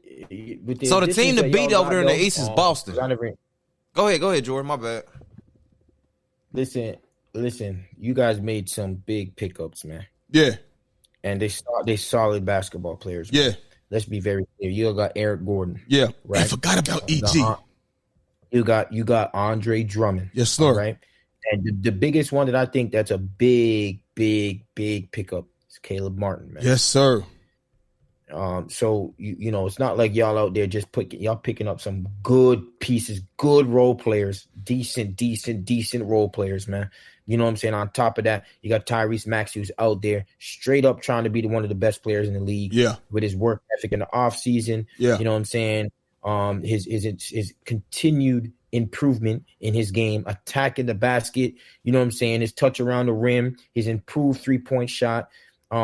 He you know, he's definitely has made a leap, you know what I mean? Mm-hmm. You got Paul George, who I was campaigning for to get Paul George. And he's straight up, he's definitely a big time pickup. Making Buddy Hield leave is no issue. You know what I'm saying, with the players that you guys brought in. Of course, you'd want a 3-point shooter. Right. That's one of the best 3-pointers in the league, but y'all picked up too many other things, right? So I think that you guys, to be honest with you, has gotten much better, man. Yeah. And y'all probably the one of the best, you know, top 2 team, if not better than Boston. Yeah. You know what I'm saying? I'm not just sold on Boston all day. Nah, nigga. Me neither. No, I'm not just all day. Nah, I'm not. Especially how it played out for them. Yes. You know what I'm saying? I'm not saying like they won the chip. They got the chip. Yeah. You know, I'm not saying any of that. But I'm just not out there thinking they're gonna sit out here and rattle off championships and shit. And they're the team to beat. Hell the fuck no. How they not the team to beat? I mean, what do you mean? How is Boston not the team to beat? You want me to tell? Why? Like, bro, you just saying like I'm not gonna do this and do that and third and be like they're not the team to beat. I'm trying to figure out why you wouldn't. How are they not the team to beat? How'd they get to the chip? You said how? Oh yeah, because of you know what happened. You know, the other teams was hurt. You know, they had an easy route. Nobody. Every team they ran into was. If you know, then you know why I say that. Okay, I know that, but at the same time, I feel like Boston could have beat these teams healthy. They had a squad, bro. I just don't. I mean, maybe. I just don't feel like. Listen, this is why I beg to differ. Okay, I watched Miami go into Boston, and Boston had a clear cut. Hold on, they had a clear cut better team. I don't give a fuck if Porzingis or Jrue Holiday wasn't there that year or not, nigga. They still had a way better team than motherfucking Miami. These niggas, Caleb Martin, Gabe Vincent, Tyler Hero, they wasn't on draft. They wasn't on, and he didn't play. Tyler Hero didn't even play. Yeah, he didn't. They wasn't sitting there in the suit on draft night. They didn't get drafted. That's a G League team. And with the mindset, the mentality, and the heart down in South Beach, started with Pat Riley up top, trickling on down to Eric Spoelstra, and sprinkling that shit on them players and shit. You go to Miami, you know what you're doing. We football niggas, right? Yeah. You go to Alabama right now, you know what the fuck is with Nick Saban. You know what the fuck is going on. Yeah. It's even if the score is 50-0, don't fuck up. Because he's yelling in your face, even if the score is 50-0. You go to Miami, you will play defense, you will fly around, and you will be hard-nosed. I seen Boston go in there and be down 3-0. And it took 7 games to beat them. I know they had Jrue Holiday, and I know they had Porzingis. But with the toughness, the mindset, I believe Miami could have gave them another struggle. Maybe they would have won. And then you get to talking about my Sixers. What if Joel Embiid is healthy? And we doing what because we was gelling. We was good. We got defense all around the perimeter, some shooting. Nobody, you don't have an answer for Joel Embiid. You don't have an answer. You don't have one. You feel me? And look at Milwaukee. They was hurt. They was hurt. Look at Cleveland. Maybe they do beat Cleveland. But damn, Jared Allen is a big piece. Donovan Mitchell he also missed time. It'd feel be me? a tougher road. I know. Yeah. That's why I agree with. That's why I agree with him. But at the I don't same have to be time, in full blown just favorites, bro. Like, Nah. no, you don't. No, you don't. no. No, you I don't. But I'm think just it's saying both they are the champions though. So how are they not the team to beat this? Do it again when these motherfuckers is not all beat the fuck up and unhealthy and shit. Then I'll come out here and personally say, hey, they the team to beat. Because they still got the team. They still got the team to do it. They're loaded. Yeah, I mean, I hear what you're saying. Obviously, they won, so they're the team that you. Yeah, have to beat. yeah. I understand that. Like, I get that, Twan.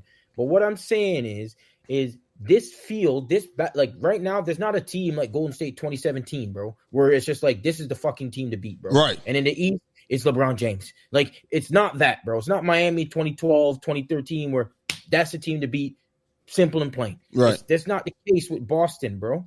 You feel what I'm saying? That's just in my opinion. There's too many things happen during this little run where I'm thinking, yeah, this is, nah, brother. I can't, bro. I can't. I just cannot, man. They didn't even play the best team in the West.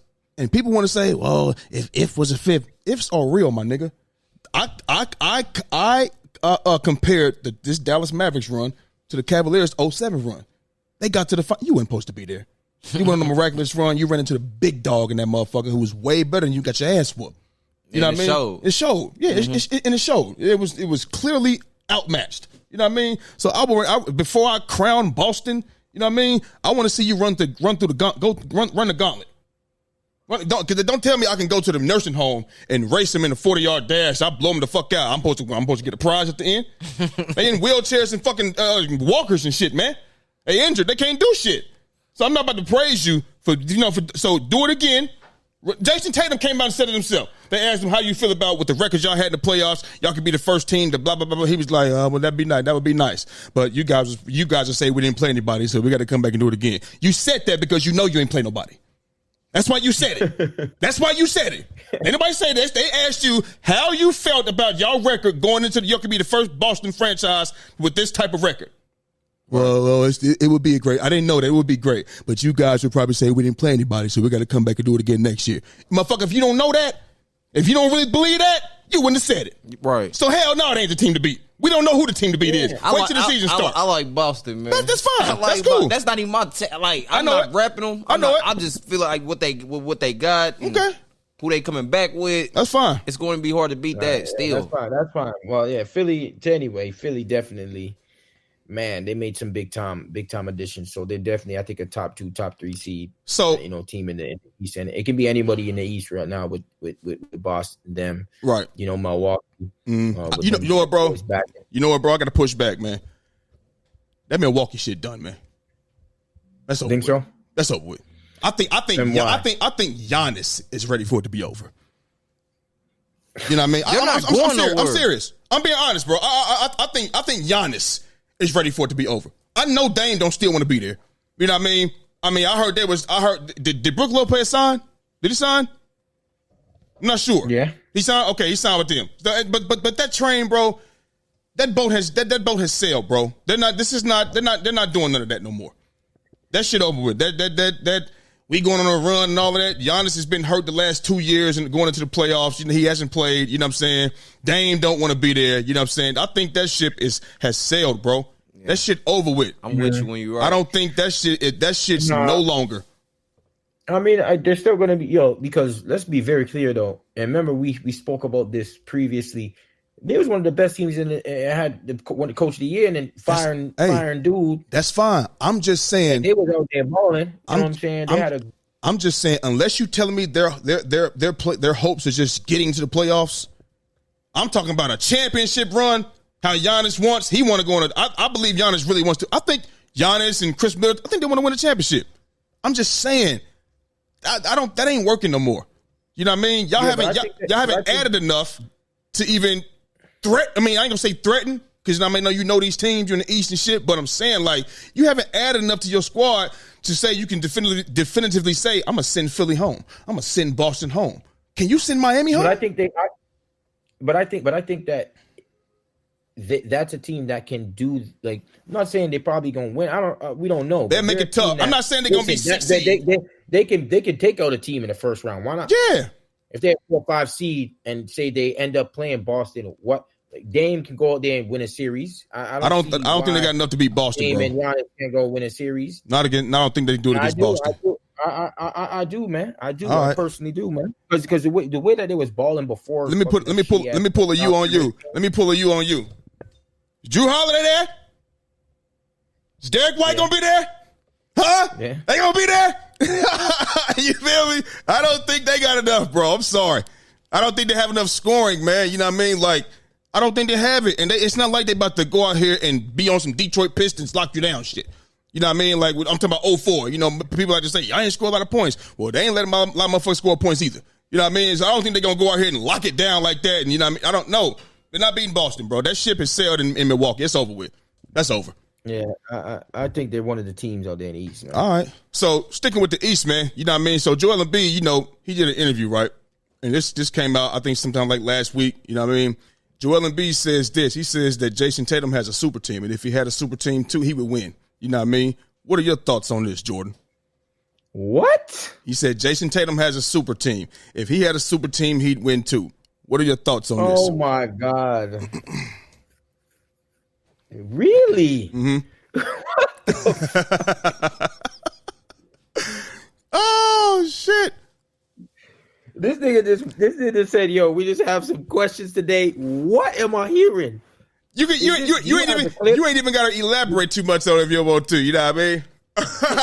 You got the clip for this? Or? No. I don't have the clip. You know what I mean? I meant to get it, but I fucking forgot. So I'm just telling you what the man said. You know what I mean? Whoa. I mean, listen, maybe. I don't know. I mean, what? Is he saying he was on Boston? He basically saying if he had the players around him like how Jason Tatum had, he would win, basically. Yeah, but Jason Tatum's been available, man. That's what I'm trying to say. That's exactly what I was going to say. Hey, listen. So I look at it like this. This would be true if he could stay healthy. No, for sure. You know what I mean? Like I said, and this ain't even, like I said, this ain't, bro, your injury history is going to come up. But I think he's saying, you know, when we do things like this, we going based off of, you know, if niggas is healthy. All the time. That's what we say all the time. If niggas is healthy, right? You know what I mean? Obviously, we can say, shit, if that nigga don't, yeah, it ain't gonna matter if you got them boys. It ain't gonna matter. You know what I mean? It ain't gonna matter. You know what I'm saying? But I think, me personally, we see what he did last year in the playoffs, right? On that half a leg, you understand? Doing what he was doing. Do you think if he was in place for Jason Tatum in Boston, or should I say he had the player caliber of players like Tatum has in Boston, that they could have still went to the finals if he's still doing what he's doing, putting up those type of numbers? Yes. Let me tell you something. Yes. Do you? No. Philly. Yeah, go ahead. He got that now. Oh yeah. No. He got that now. He do. No, but listen. He got that now. Listen, Jordan. Listen. I'm talking about just this previous season. Yes. If he was doing what he was doing, even while being hurt last season, right? Into the playoffs type of shit. If he had the caliber, if we had a Derek White All-NBA, Drew Holiday All-NBA, we know what they could do offensively as well. Tatum first team All-NBA, Jaylen Brown a bona fide star. Can I take? What do you think? Can I take it? Okay, so do you think he would could still get there? So you're taking out Tatum clearly because it's not right. It's not like Joel Embiid and Tatum. It's Joel Embiid. Listen. All I'm telling you, I'm not saying necessarily player for player. I'm saying caliber players. You know what I mean? Like, so, you know, like a much better, way better Tobias Harris, somebody that's on the level of a fucking, you know, Jaylen Brown or Drew Holiday, those type of guys. If we had that type of caliber players, even if he was still doing what he was doing last year, being hurt, do you still think we could have went that far? Well, went to the finals. This is Philly, man. Honestly, this is the one thing I very, very, very, very dislike, bro. Well, hypotheticals? That people tend to think that you take one player and put one player in somewhere else, that it's going to be the same result. Listen, Jordan, and what I'm saying with this specific thing here, like, remember, when Joel Embiid is going to get players that they're going to fit around a Joel Embiid type of however offense or whatever that they put together, right? You know what I mean? So you don't just get that. You don't just implement Joel Embiid and that. No, like you're gonna get players that fit with what he does. Jordan, but You that's understand what I'm listen, bro, listen. You two stuck on me saying put him in Boston. I'm not saying that.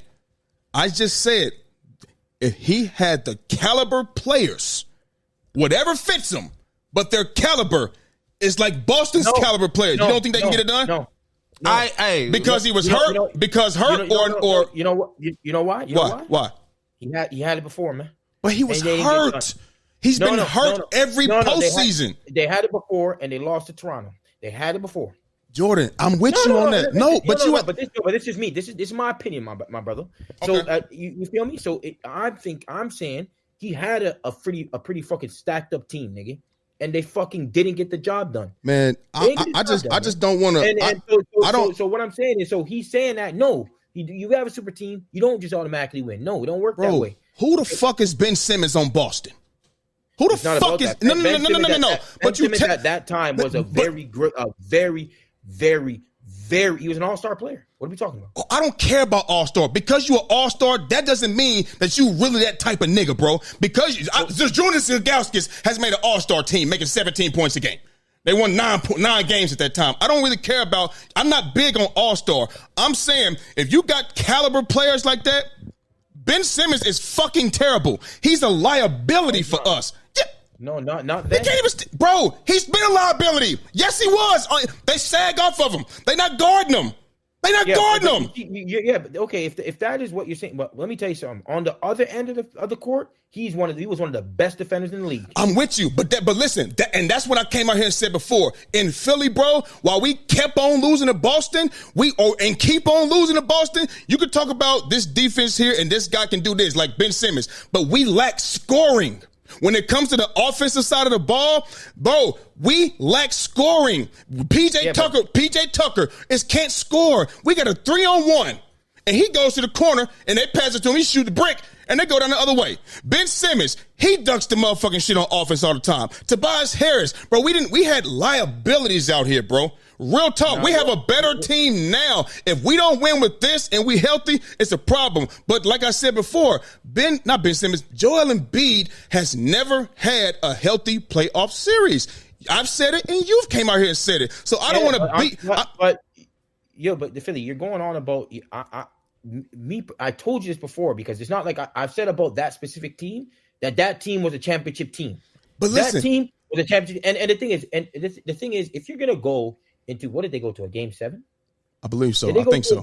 With Toronto. I think so. And they lost off of a shot. Yeah. And so there's it wasn't so far off. Okay, but it's the same thing. It's the same thing. The Golden State and Cleveland, you lose by 2 points, bro. They're damn near equal, bro. These teams, bro. So do you understand when they lost? When they lost, when they lost in 2016. Like Golden State and they were great teams, bro, going at each other. Great teams. Yeah. The Philadelphia and Toronto series, bro. There wasn't much going away from. Oh, this team is they both were great teams. They lost from one shot that bounced and trickled in on some lucky shit. So cool. So they could have been the team that went to the finals. Bro. So, okay, look. So if Embiid was healthy, what could have happened? He wasn't healthy. It's always been a foot or a knee every single year. Look, you know what? This is we can't talk about because every single year there's something wrong with you. Right, it is. It is. It's not going to be a season where I'm just completely niggas is hurt. But listen. Jordan, I hear what you're saying, but every injury is not the same. It's not. Every injury affects players differently. You can't just say, "Oh, everybody's hurt." Well, if he got this over here, he might have a tweaked ankle, but his knee is fucking him up. His feet is fucking him up. Whatever the case may be, it's not the same. They're different. You know what I mean? So listen, we just gotta wait. We just gotta wait till this year. We're gonna wait till this year because this simple question. This simple question. Every injury is this simple question. This simple question has it's a simple question, and it went all the way over there. He said no. All right. He said no. He answered the question. He said he said no. Me personally, Jordan, I'm not going to agree with you. So go ahead. Yeah, me personally, I'm not going to agree with you this would be true if Joel Embiid could stay healthy. Just imagine. He got caliber players around him, like Big Mike said, as caliber players, like compared to Boston caliber players. He got those players around him now. Type of players. Those that type fit of that system. You gotta understand. Now the load gets taken off of Joel Embiid, bro. Maybe he doesn't get hurt. You know what I'm saying? He doesn't have to do the most no more because he got guys that can fill in and can actually score now, bro. He don't have to do the most. And that's why I'm inclined to agree with Embiid, but only if he can stay healthy, because if you got caliber players around you that can come in and give you this amount of points and give you this amount of points, the load on Embiid is not that high anymore. He doesn't have to do everything anymore. You know what I'm saying? His injury percent, like he might not get hurt no more. You know what I'm saying? Because he's not doing everything. I feel like Joel Embiid was getting hurt a lot because they were relying on him a lot, and he was doing the most. He had to do the most for his team. If he has those caliber players around him, he does not have to do that much no more. Not to say he don't have to do nothing at all, but I'm just saying you got other guys that can fill in and can give you points and give you transitional points, and Embiid does not have to work as hard. He can get rest, whatever. We might be able to take his, maybe, 35, 36 minutes, maybe something like that, whatever. Hope with these type of caliber players, if they, on a nightly basis, can do what they do, maybe we can take that down to 32. You know what I mean? To 32 minutes. 28. You know what I mean? It ain't gonna be 28. 28. Let me tell you something. If Joel Embiid is playing 28 minutes a night and we're winning, that's damn good. Because the caliber players around him. But yeah, I think he's gonna have to play more than 28 minutes. That's cool. It would be great if he didn't. I'm just saying, do you agree to the fact that these caliber players could take the load off of Joel Embiid? Yeah, I believe what I'm saying. And that's why I'm inclined to agree with him if he can stay healthy, because maybe you don't get hurt like that no more. You know what I'm saying? We're gonna see this year. And that's why I'm gonna say yes, but that's just my opinion, Jordan. I mean, you stated some cool facts. Yeah, bro. Nah, nigga, they should have won that game. They should have won that, bro. He had a fucking stacked up team, bro. Who did he have, bro? Name their roster. He talking about Ben Simmons and when we had Jimmy Butler. And see, this is my thing, bro. Jimmy Butler was with us for half a season. He was with us for half a season. Okay, bro. When they played the Toronto Raptors, who did they have on the floor at the time? Joel Embiid, Ben Simmons, Tobias Harris, Jimmy Butler, and that's why I got. Ben Simmons was not a dude. Let's get that straight. He was then. Listen. But you're talking about how he is now. Oh wait, hold on. No, that's not about how he is. I'm gonna say one thing and I'm gonna let it go, bro. Listen, for you to tell me that Ben Simmons was this type of dude, what the fuck was he doing? I don't care about regular season. We talking about in them playoffs when his teams sag off this nigga, he becomes a liar fucking ability. They're double teaming Embiid. They're doing exactly anything they want to do because on the other end of the ball, he is a non-factor. They're not worried about him. And you got a PJ Tucker over here, or you got a Tobias Harris over here who already does absolutely shit. You know what I'm saying? I'm trying to compare him to what Boston has now. That's why I'm asking you to name who they had, because I'm going to compare these players individually to who Boston has now and who they won the championship. We ain't even got enough time. Hold on, wait a minute. Hold on, wait. We ain't even got enough time for that. You know what I mean? We just gonna leave it like this. This season, we got the team to get it done. And if we healthy out here, bro, you know what I mean? I ain't talking about some knick-knack paddywhack ass injury, nigga. I'm talking about something that can slow you really the fuck down, and we should be winning we should be going to the finals. And I said, if we lose, it better be because it was a dog fight. I'm talking about don't go out like a sucker. Go out swinging. Right. If you're going to hit the ground, at least be throwing haymakers at the nigga when you about to hit the ground.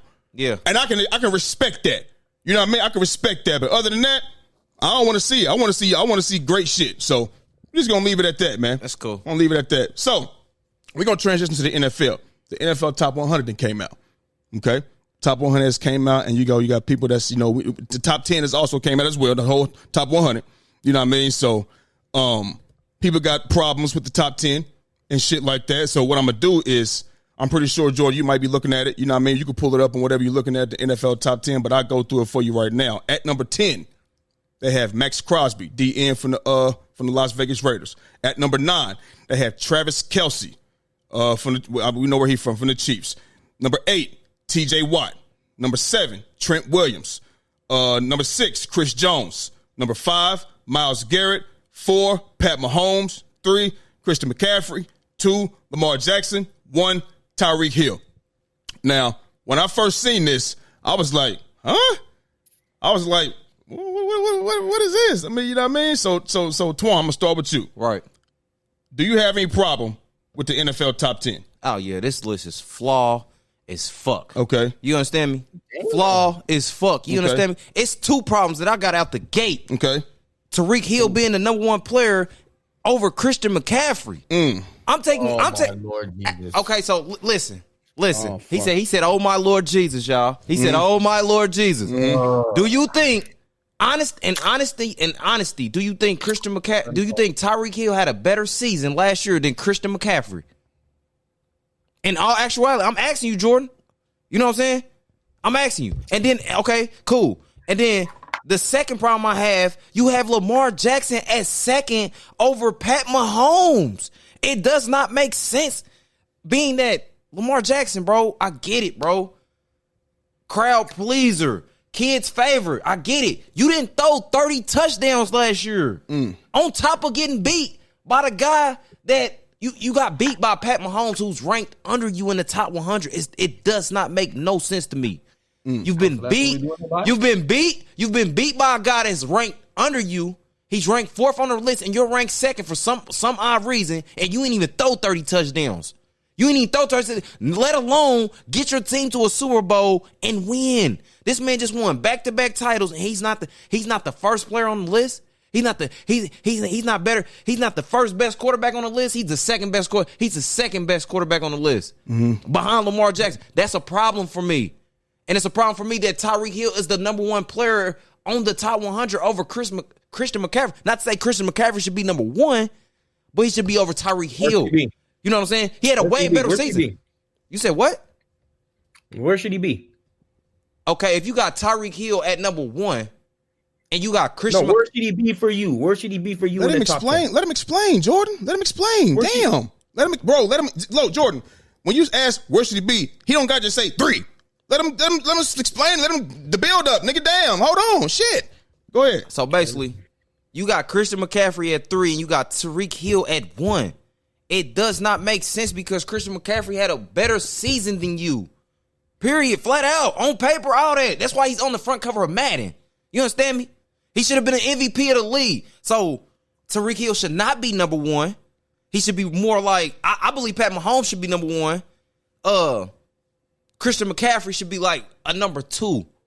Number 2 on the list, bro. Bro, he could have won MVP, bro. He could have won MVP so easily, bro, but they gave it to Lamar.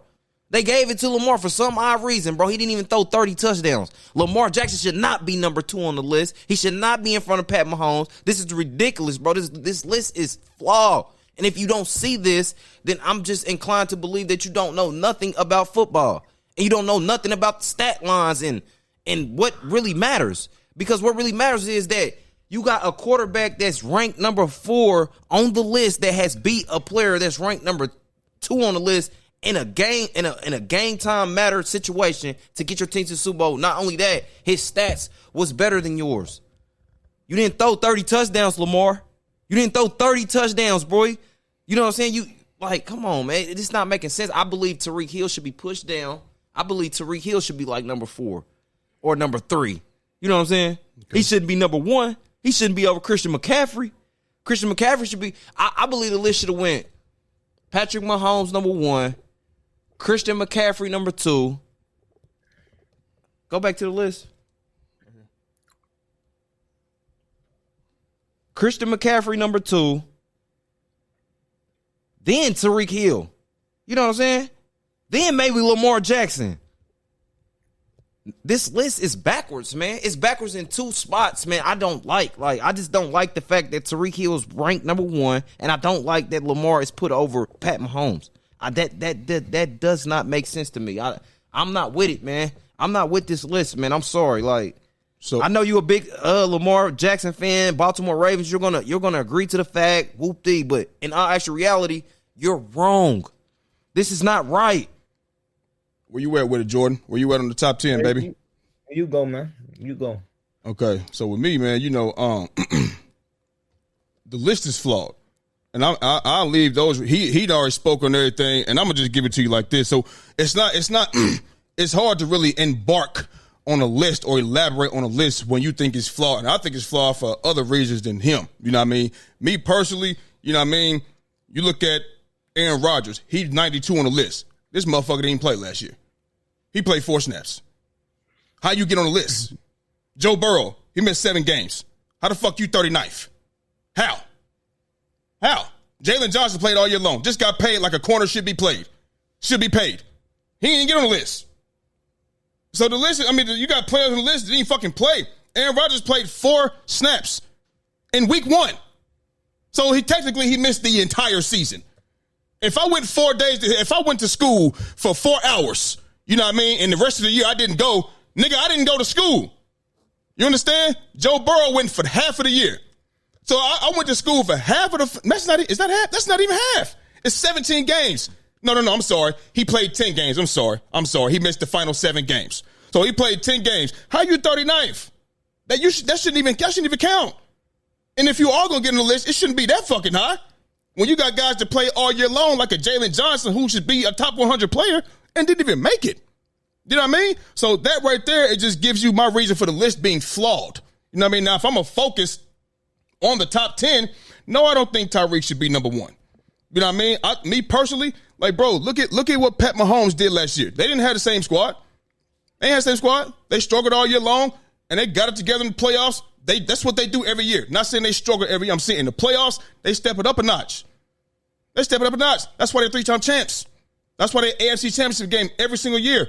And Pat Mahomes, with what he did, with the team that he had, struggling all year long, got it done and won the Super Bowl. So I just feel like, Lamar shouldn't be in front of him for those reasons. You know what I mean? You already know me, Jordan. I thought Christian McCaffrey should have won MVP. But like I said, it's the quarterback award. They're going to give it to the quarterback. And I feel like Lamar Jackson was just the quarterback on the best team last season. So that's why, he got the MVP for me. You know what I mean? Now, like everybody else, you know what I mean? It's debatable, but I don't even think Tyreek should be in front of Christian McCaffrey. That's a fact. You know what I mean? I don't think like Christian McCaffrey is that nigga on that team. Not saying Tyreek is not, but for a running back to be doing what he doing, catching and receiving at the level that he was doing it, there's no reason that he shouldn't be. If you're gonna give it to Tyreek, Christian McCaffrey was Offensive Player of the Year. So why not give it to Christian McCaffrey? You know what I mean? I just, this is not, for me, this is not a Lamar Jackson thing. You know what I mean? Just, Lamar. I'm just saying, I don't think he should be number 2. No. That's all I'm saying. He should be like number 4. You can put him in the top 5. That's cool. He should be like number 4 or something, bro. But 2, for me, 2. It's too high, it's just too high for me. But like I said, too high. The whole list, I'm not going to say the whole list. It's just, how did Aaron Rodgers get on it? How? But we speaking on the top 10. I get it. But I'm just telling you the list is flawed. So I'm just pointing out, he's on the top 10. He didn't play. So, I mean, it is what it is. I'm not with it. Not with it. Go ahead, Jordan. I don't think Lamar Jackson should be in front of Pat Mahomes. I think Pat Mahomes is the best player in the NFL. Top 10. And in this top 10, he should definitely be over Lamar Jackson. Okay. However, there's no situation where he should be below 3. There's no situation. He's the fucking MVP of the league. All right. Whether I think blah blah blah. He was in the top 3 of MVP. You had him in the top 3. So he's one of the best players last year. So if you had him in the conversations that we was having in the top 3 of MVP, then why the fuck wouldn't he be in the top 3 of a top 100 list? That just don't make no fucking sense to me. I said 3 or 4. Can I talk? He said 3 or 4. No, when niggas was talking about MVPs last year, niggas had Christian McCaffrey, niggas had Lamar Jackson and Tyreek Hill up in that bitch. Yeah. We had the conversations. That's what we was having. So if we gonna put those niggas, and the thing is, the reason why we just putting Pat Mahomes, he won and he got the job done. You feel what I'm saying? So I'm not gonna put Lamar over him. He got the fucking job done. We're talking about the whole thing as a whole. So we're gonna put him at 1. But if you're gonna talk about the next 3, it's got to be between Tyreek, Christian McCaffrey, and Lamar Jackson. So where should Lamar be? And if you're gonna if Lamar Jackson's the MVP of the league, then I'm gonna have Lamar Jackson at 2. I'm not gonna have fucking Tyreek Hill over him. I'm not gonna have him with him. You're fucking having a laugh. And then we talking about C-Mac. I fuck with C-Mac. You know, he was on the Panthers. You know, Cam Newton. I was fucking with them niggas before and all that. I fuck with C-Mac. So if you have C-Mac up in the top 5, I'm not going to disrespect that and have him up not in there. He's there. But for you to act like the MVP of the NFL that went to the AFC Championship game isn't top 3, my nigga, it's a joke thing. Like, I understand. You only got him top 3 because he won MVP. He should have lost it. Can I talk? Go ahead. Can the nigga talk? I'm asking you, Philly. Can I talk or Twan? Can I talk? We listening. No, niggas, listen. Well, whether or not the thing is, this is what I'm saying. You think he shouldn't have got it, but the thing is, you had him in your MVP race. You didn't. You had him in the MVP race, Twan, for a reason, my nigga. You also look at me like, listen, like this nigga when he's out there, like just watching, he impacts the game at a ridiculous level. It's not just about the TD passes and all that. He still had more TDs than Pat Mahomes. So let's not talk about that. Pat Mahomes got it. He's there because he won the chip, my nigga. It wasn't like the TDs for quarterbacks this year, the past year, was low, was down this year. So let's not talk about all that shit, bro. That's not the reason why nigga won MVP, bro. Just because you have the most TDs doesn't mean you're the best quarterback. It don't work like that, bro. Or else fucking Josh Allen would be up there. He won the MVP because the team, he was on the best team. He's the quarterback. His team was winning, and he also played a big part in that as well. But not MVP part, not to me. Yeah, okay, but that's cool. Yeah. Whether or not you still had him up in your MVP race as well. With all that, you had him there. So did I? Whether or not you definitely, yes.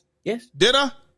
He was top. He was. Well, I think he was. I know I mentioned him, but I don't know about. I think I had him like what third or something like that. Third or fourth. If you have him 3rd or 4th, right, then he's definitely. I don't think you're not saying he's not in your top 5. No, I ain't say that. Listen. I'm not debating that. I'm just saying that I ain't going to go out of this and put Tyreek Hill over him. You know what I'm saying? I'm not putting a receiver over him.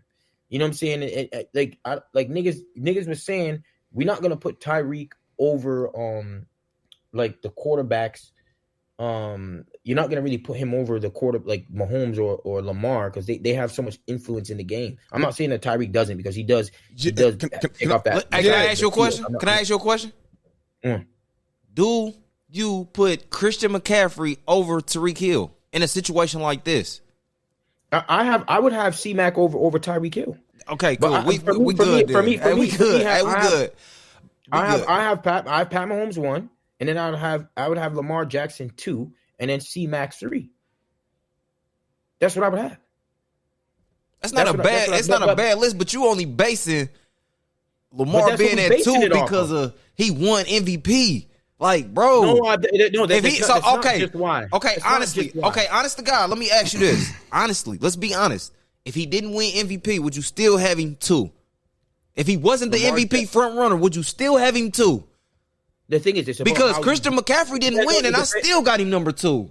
You understand me? It depends on how you did during the season. Christian McCaffrey did well in the season. That's why you're not going to have him 2 if he didn't do well. You're not just going to have him 2 if he didn't do well. I just told you it's that he didn't throw over 30 touchdowns, bro. He didn't throw over 30. What's name didn't either? Who? What's name didn't either? But he won a bowl. He won back-to-back bowls. It's a different, and he put y'all out the playoffs. But you see what I'm saying? You see how you just saying, oh, he won a bowl. So you see how you give him that? So you don't give Lamar because whether or not you think he won the MVP or not, you should have. He won MVP. Bro, if Pat Mahomes doesn't win a bowl, I wouldn't be putting him number 1. That's what I'm saying. You're only putting Lamar Jackson number 2 because he had the MVP trophy, bro, and he won it. I'm saying, I'm asking you. You can't take away that he won an MVP. He won an MVP. Okay, and I'm just asking you logically, bro. Logically, if he doesn't win an MVP, do you still have Lamar Jackson at number 2 on this list? It depends on how he did during the season. And I just told you how he did in the season. No. What do you mean? What did he do wrong during the season? Bro, he didn't. Bro, he was on the best team, bro. For one, let's get that straight. He didn't do nothing wrong. I'm just saying the stat line. Let's talk about his stat line. Played in the games, and when he played it, you keep saying the quarterback position, the stats is all down. So stop saying that, bro. Okay, since they're down, and since you know that, if he does not win MVP, do you still have him number 2?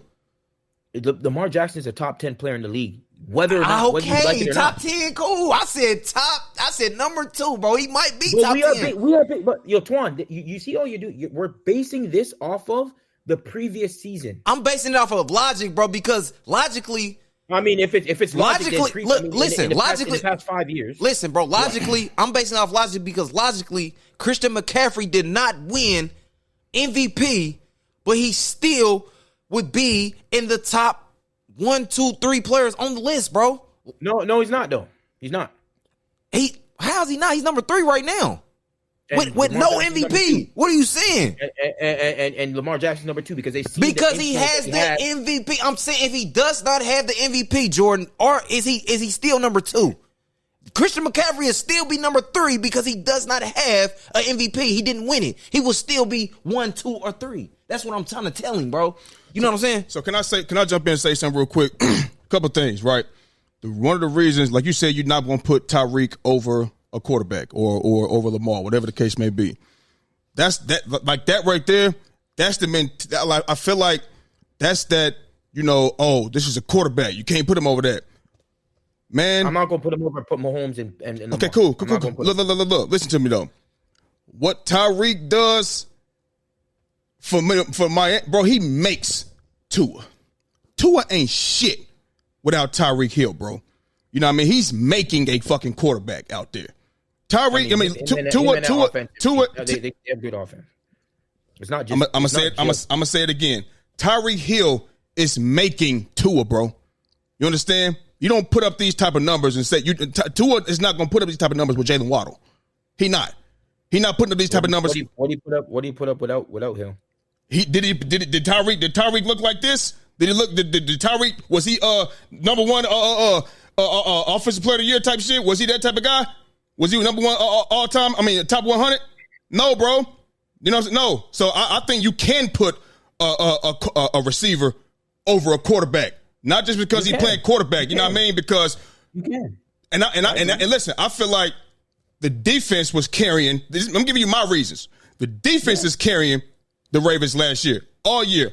You came out here and said it yourself. They got laws. They don't be scoring. Cool, but the defense kept y'all in them games. You understand? Cool. That's fine. That's cool. That's neither here nor there. We're talking about last season. Last season is one who's carried y'all. That defense didn't carry y'all the year Lamar won MVP, his first MVP. That was Lamar doing that shit. They're one of the best defensive teams in the league. But Lamar was fucking clowning.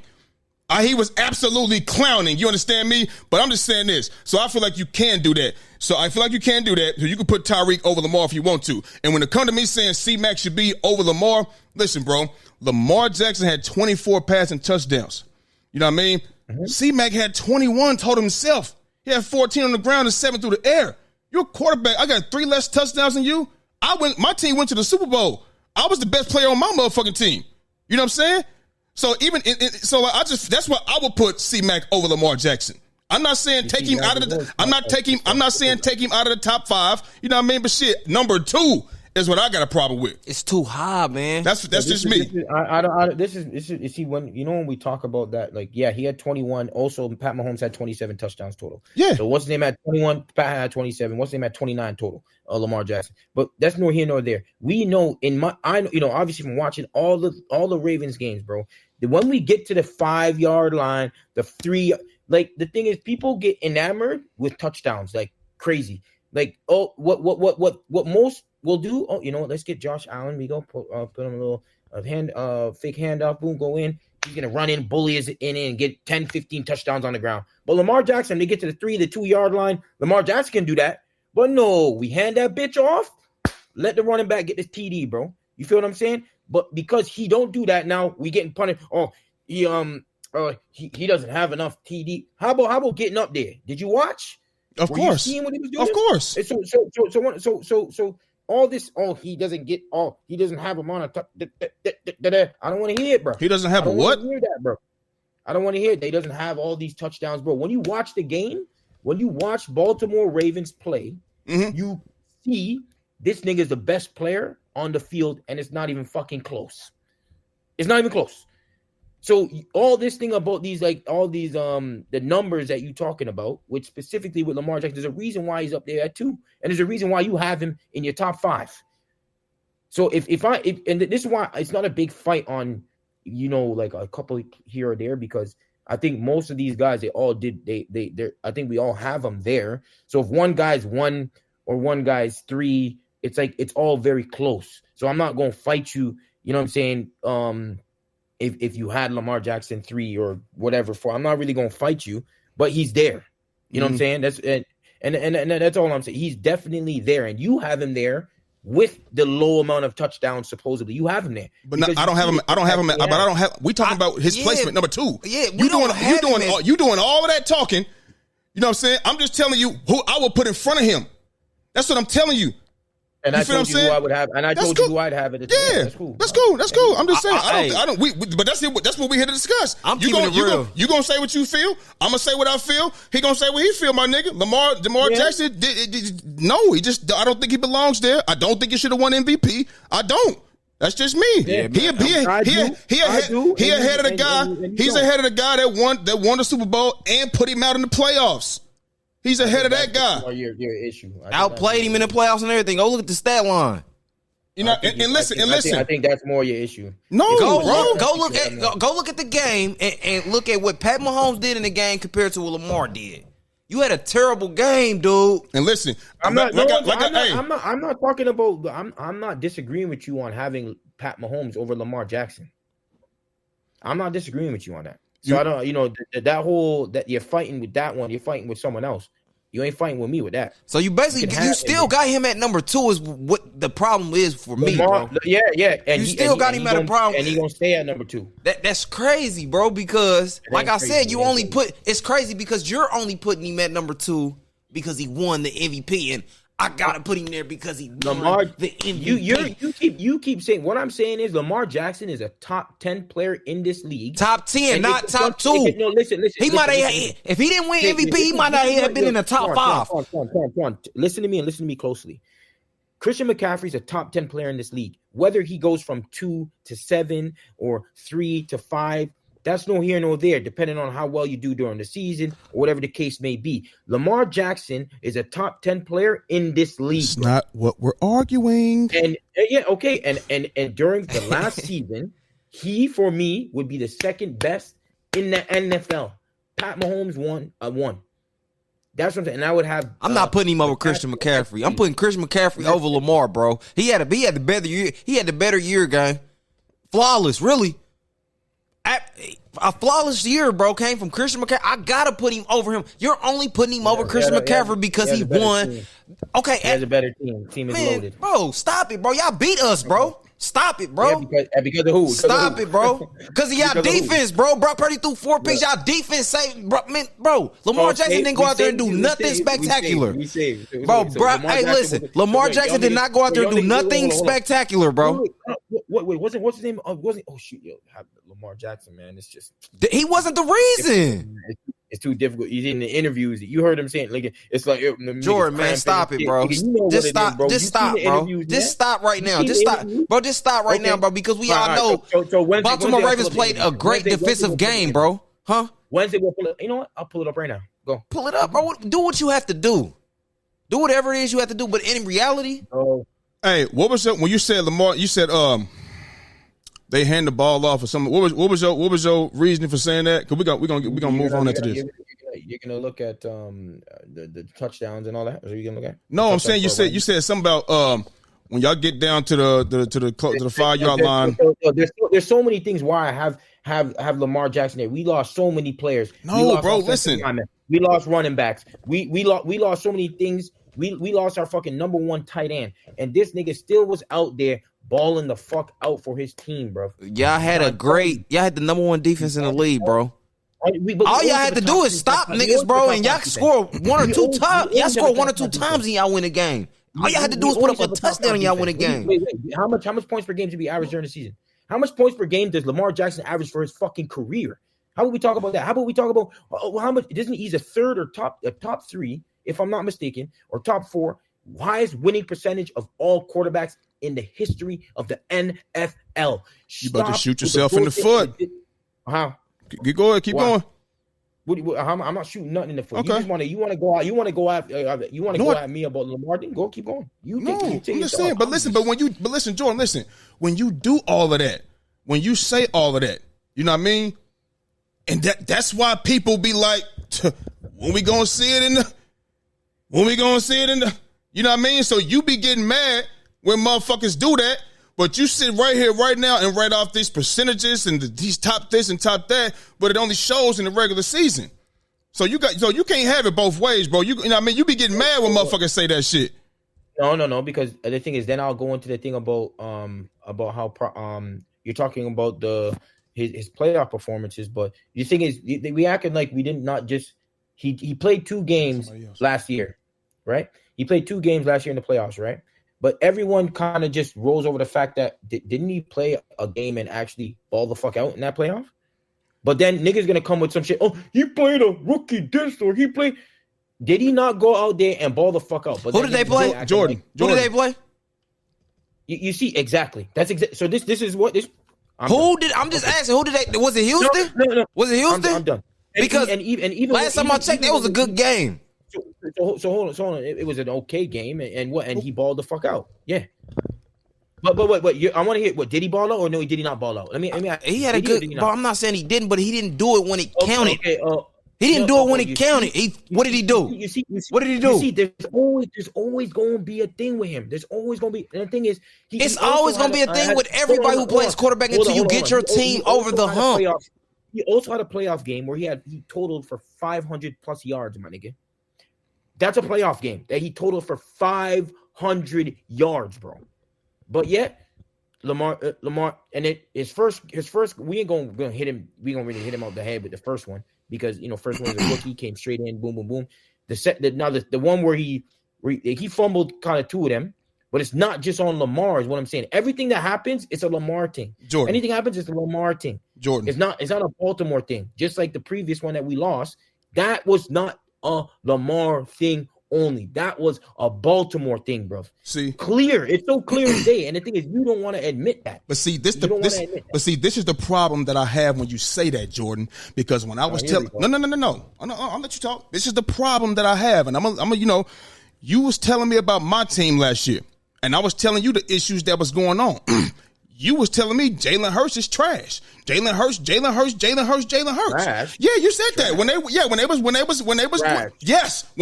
we went on our last 6 of 7 games. Yeah, you did 6 of 7 games. When I was telling you this is the coaching staff, you said that was excuses. That's what you was telling me. And now you're sitting here doing the same thing. And then when he talk about, who did they play? Well, you did the same thing. We did the same thing to Boston. When we talk about how Boston got to the final, we talking about, who did they play? You did it when we was talking about the Knicks and the Celtics and all of that type of shit. You know what I mean? Football is different. Listen, bro. Listen to me. Listen. We're not talking about what's a one-out game. We're talking about, you said, who did they play to get there? And Twan just said, well, who did they play? And you got a problem. Well, we did the same thing to Boston. So we all point out, if you played a sorry ass team, niggas point that out. That's how it is in sports. And then you did talk about the over 500 yards thing. He did, but they were empty calories, bro. They lost 28-12. That was his MVP season. That was 14-2. Now we're doing that now. So the thing is, when you say that stuff, right? Then that has. Remember, you said this because that's the exact same thing that we can talk about with other quarterbacks. But if you want to do that, that makes you keep the same energy. But listen, listen. I'm gonna tell you. Anytime I bring up Lamar Jackson, I'm gonna tell you what I tell him every time he brings up other quarterbacks. This man told me he's better than all the other quarterbacks. He's better.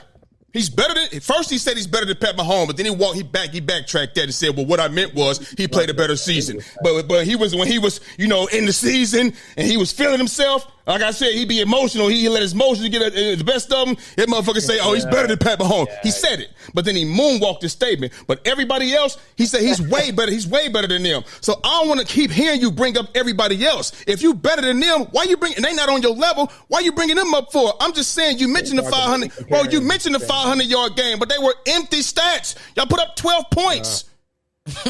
It's empty stats. I'm not trying to shit on them. I wouldn't even said this had you not brought up the over 500 yards. They were that was like a Dak Prescott game. He threw for 450 yards, but they were fucking losing the whole fucking game. The whole game was against Tennessee. Whole game. That's when I think if I'm not mistaken, I think that might have been when they wanted him to pass the ball on the outs.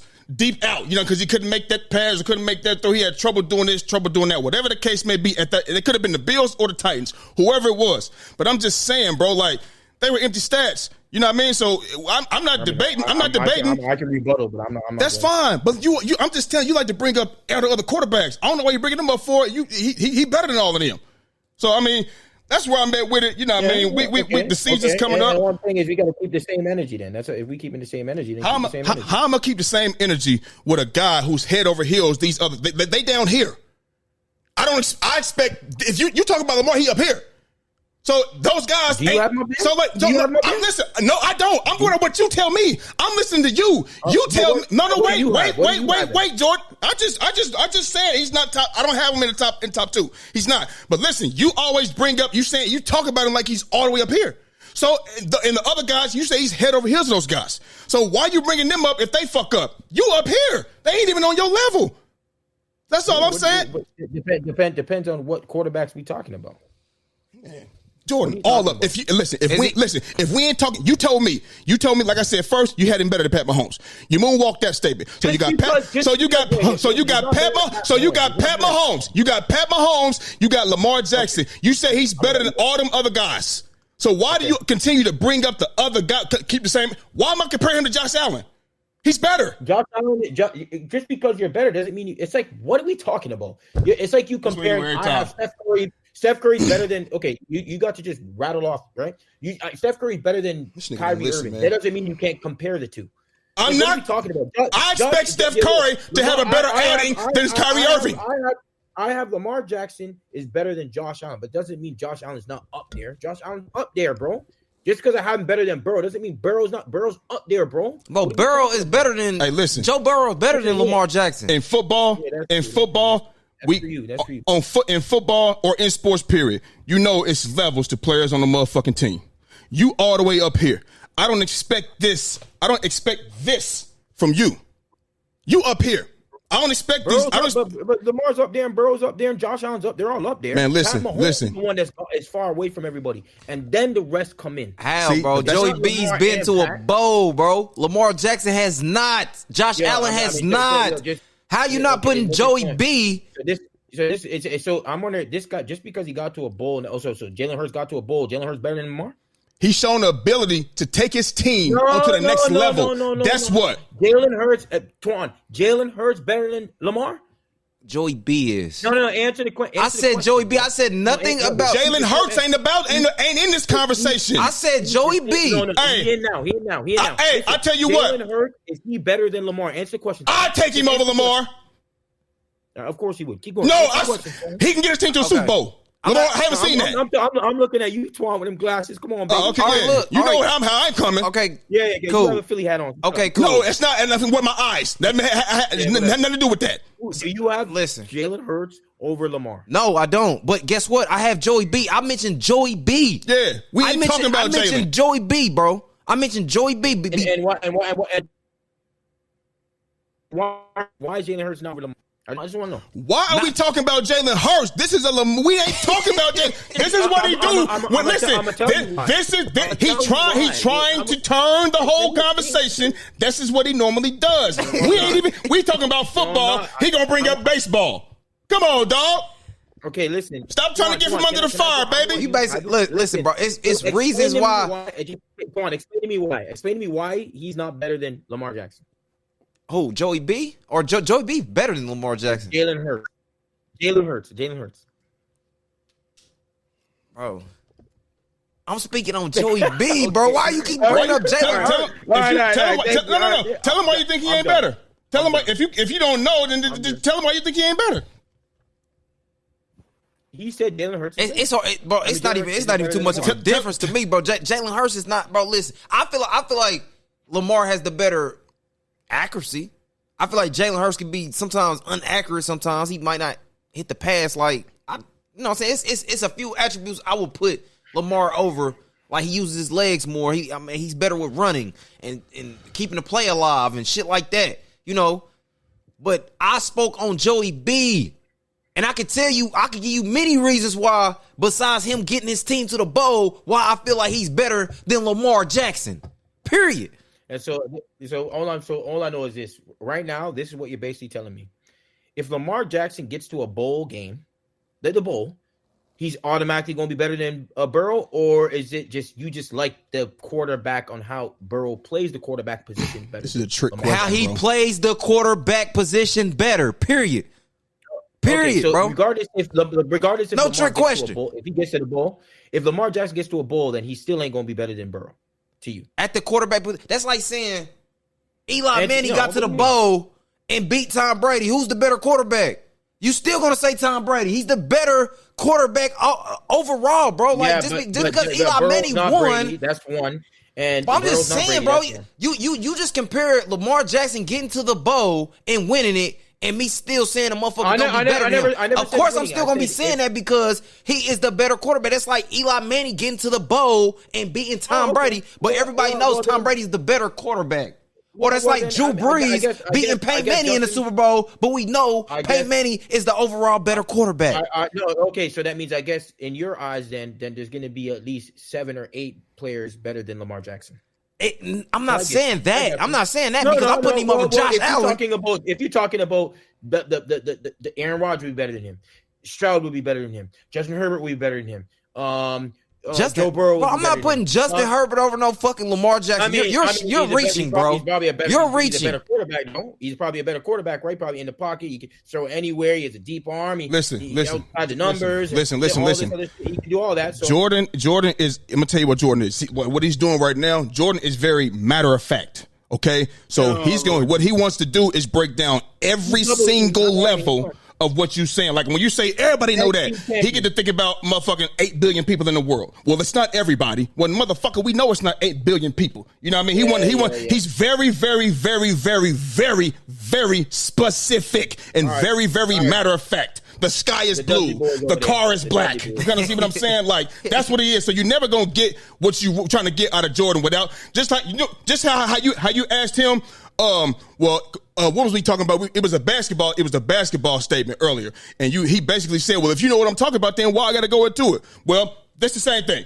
You know what I mean? If that was you on the other hand, he wants you to dig into that. Why this? Like the grave is already 6 feet deep. He wants you to keep digging to 8, 10, and 12 feet and keep on until he's satisfied in what you got to say.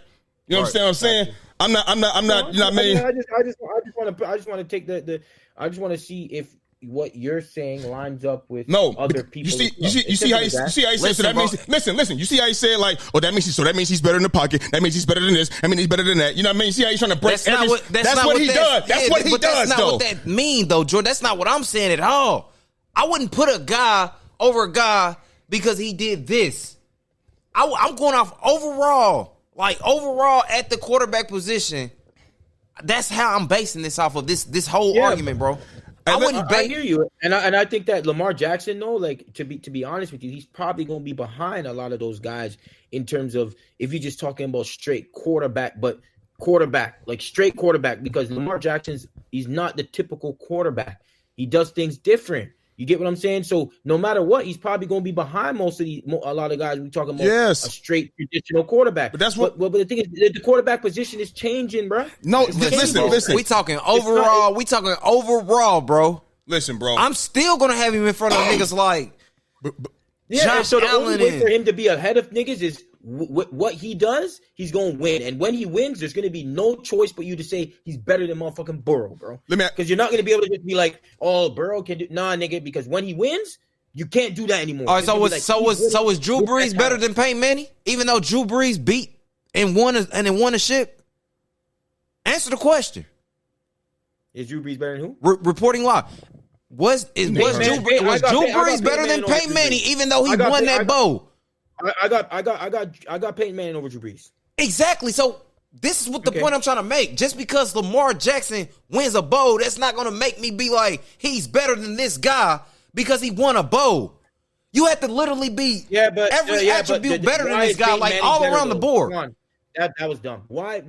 You said, do you know Peyton Manning? What? Well, I'm just saying, why is Peyton Manning better than who? No. I'm saying there's a reason why Peyton Manning's better. Peyton Manning. That's what I'm saying. There's many reasons why Joe Burrow. Listen, prime example. Anybody that knows football, you know Peyton Manning is a better quarterback than Drew fucking Brees.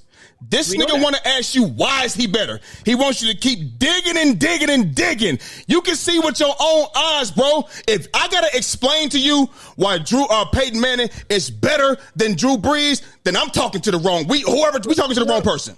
You don't have to. The thing is, the same thing that he asked me a question and you had no issues about it. He asked me a question to get something out of me so we can say exactly blah blah blah blah blah. Now when I do that, nothing's being said. Now listen to me. What are you talking about? You asked me that.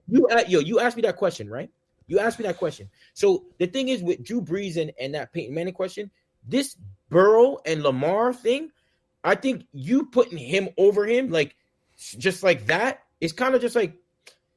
It's not just like that for me. Like, you can't – he's not just like that. It can't be just like that. I don't see how it's just like that. They've both been playing for a period in the NFL. What's his name is just as successful in the NFL with what he has. He's just as successful as Burrow, if not more. He actually is more. So it's not like he's not just because he – First of all, he's been in the league longer. He's been in the league longer. 1 year. So anyway, so if I'm comparing the two – one has had a better career so far than the other, and that motherfucker is Lamar Jackson.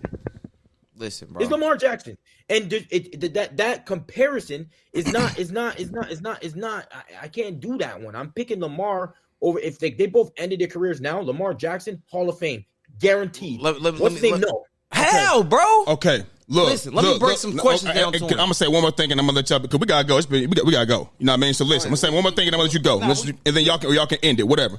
Man, listen, like I said before, when it comes to playing quarterback, bro, I'm taking Joey B, like I said before, over Lamar Jackson. Lamar Jackson is known for his legs. You feel me? When we know Lamar Jackson from beginning all the way up to now, he's known for running and do what he can do with his legs. That's number one for Lamar.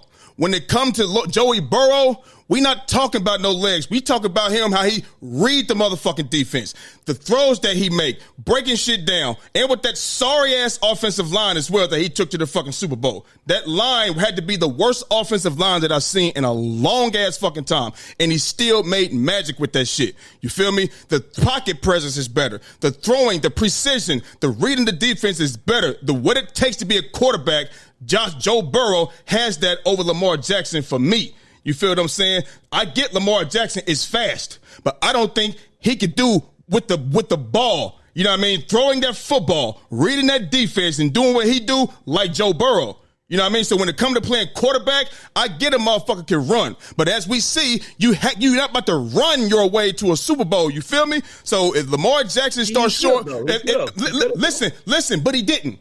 He didn't. You know what I'm saying? And I don't think, and I don't throwing the ball when he should have been running. Listen, that's on him. That's his fault, that's bro. On the offensive coordinator as well. Listen. Lamar Jackson has the ability, and he has the ability. No, he didn't. They did not give him the play. Listen. No. Listen to me. What I'm telling you is this: Lamar Jackson has the ability when that play is when the ball says hike, and you want him to run, and ain't nobody open or whatever the case may be. Nigga, take the fuck off. Ain't no coach. The coaches over there are not telling him, "Hey, don't run. They not doing that.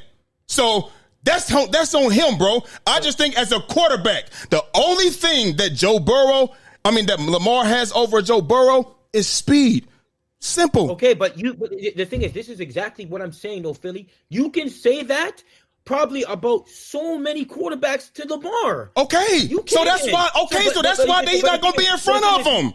But the thing is, but the thing is, this is where it gets kind of tricky for me, because we can have all those quarterbacks over Lamar, but still you're gonna put Lamar over some of those quarterbacks.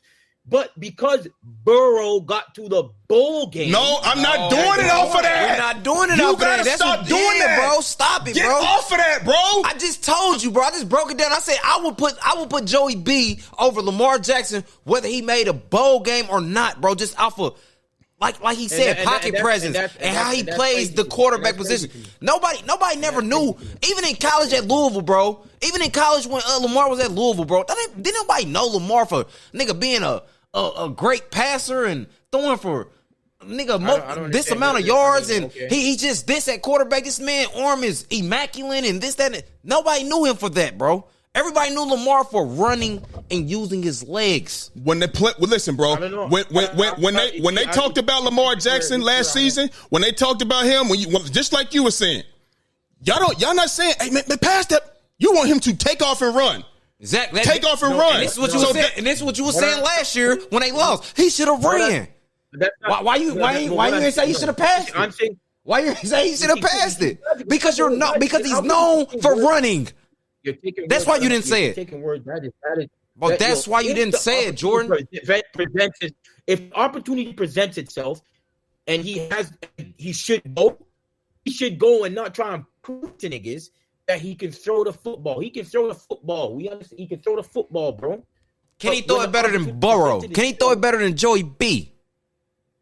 But that doesn't mean Joey B's a better quarterback, though. Does he got better? Better pocket presence? Because you can say the same thing about other quarterbacks, bro. It's what I'm trying to tell you, and you're not. It's like going through one ear. I'll make you a bet. I bet Joey B has a better season this year coming off the injury than Lamar Jackson, the reigning MVP. Let's bet that. Let's bet that. I bet his stats. I bet his stat line is better. He throw for more yards. He throw for more touchdowns and less interceptions. Let's bet it.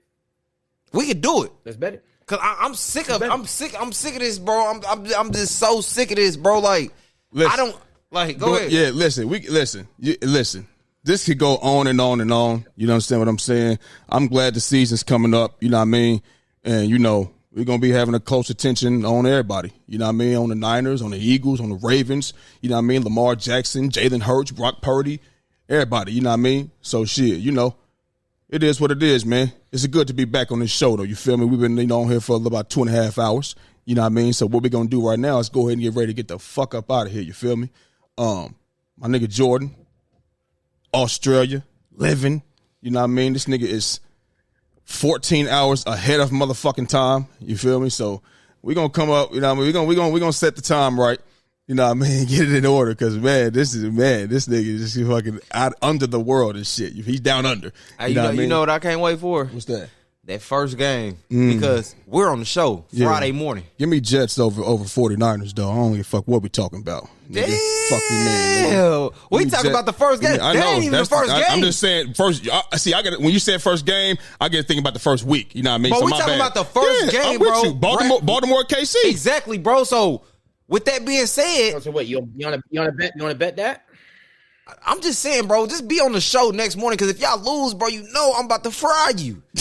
Like, bro, all this stuff, especially if Lamar comes out there and shits the bed, I'm going to fry you, bro. You ain't gonna do that. And then let me tell you something, man. We already have bets, man. I gotta send my stuff over. I'm gonna Amazon that bitch over there to you. You get what I'm saying? I'm gonna Amazon that bitch. Hey, gotta love Jordan, man. Gotta love you. Gotta love you, guys. You know what I'm saying? So we all got bets. So listen. We definitely got bets, because I ain't got my shit either. You know what I mean? I would have worn my shit today.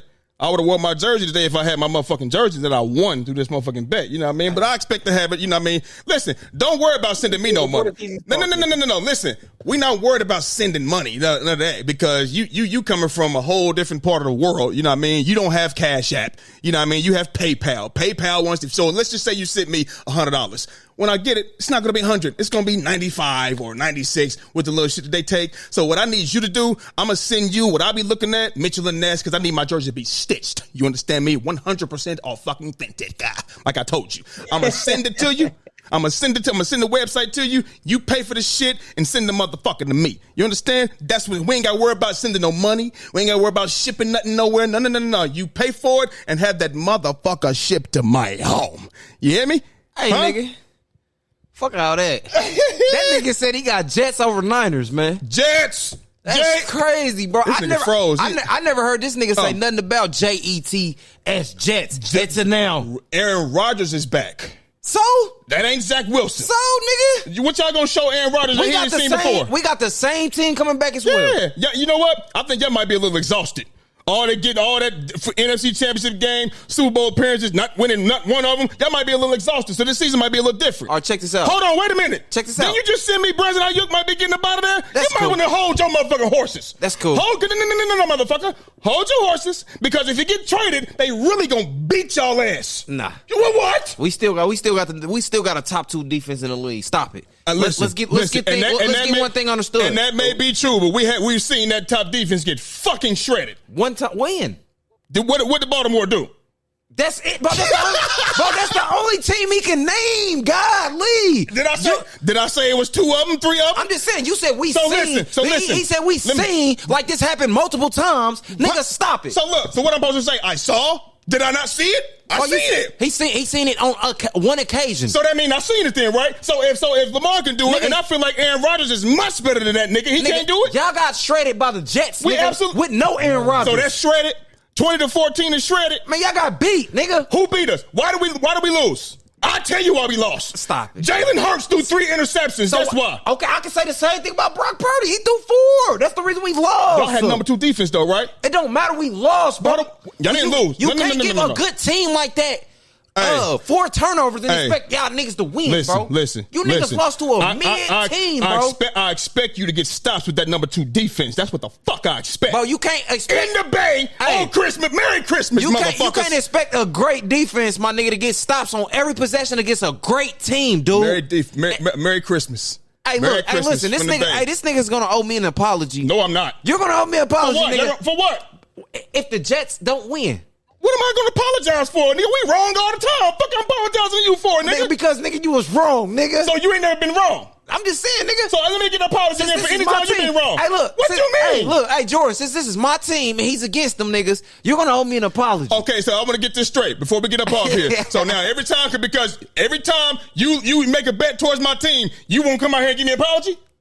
I mean, nah. Not exactly. What the fuck is wrong with you? Hey, man, we about to get up out of here. This nigga's fucking crazy. I just talk. He's talking a lot of shit, you feel me? My nigga Jordan from down under, we here in the States, you know what I mean? I'm going to talk bad. Y'all go out there and lose that first game in that neutral site. Okay, this is what I want to say about the first game at the neutral site. And I'm going to say the same thing I said to you on the phone and to Jordan. No, matter of fact, me and Jordan, I don't know if we talked about this. This is what I said. I said, I believe we can go out there and win the game. This is a new offense. Not the same playbook. It's a brand new offense, a new offensive coordinator, and basically a damn near new defense along with a new defensive coordinator. I also told y'all I didn't really want to pick the motherfucking schedule. I said, let me see how we gonna look after the first few weeks.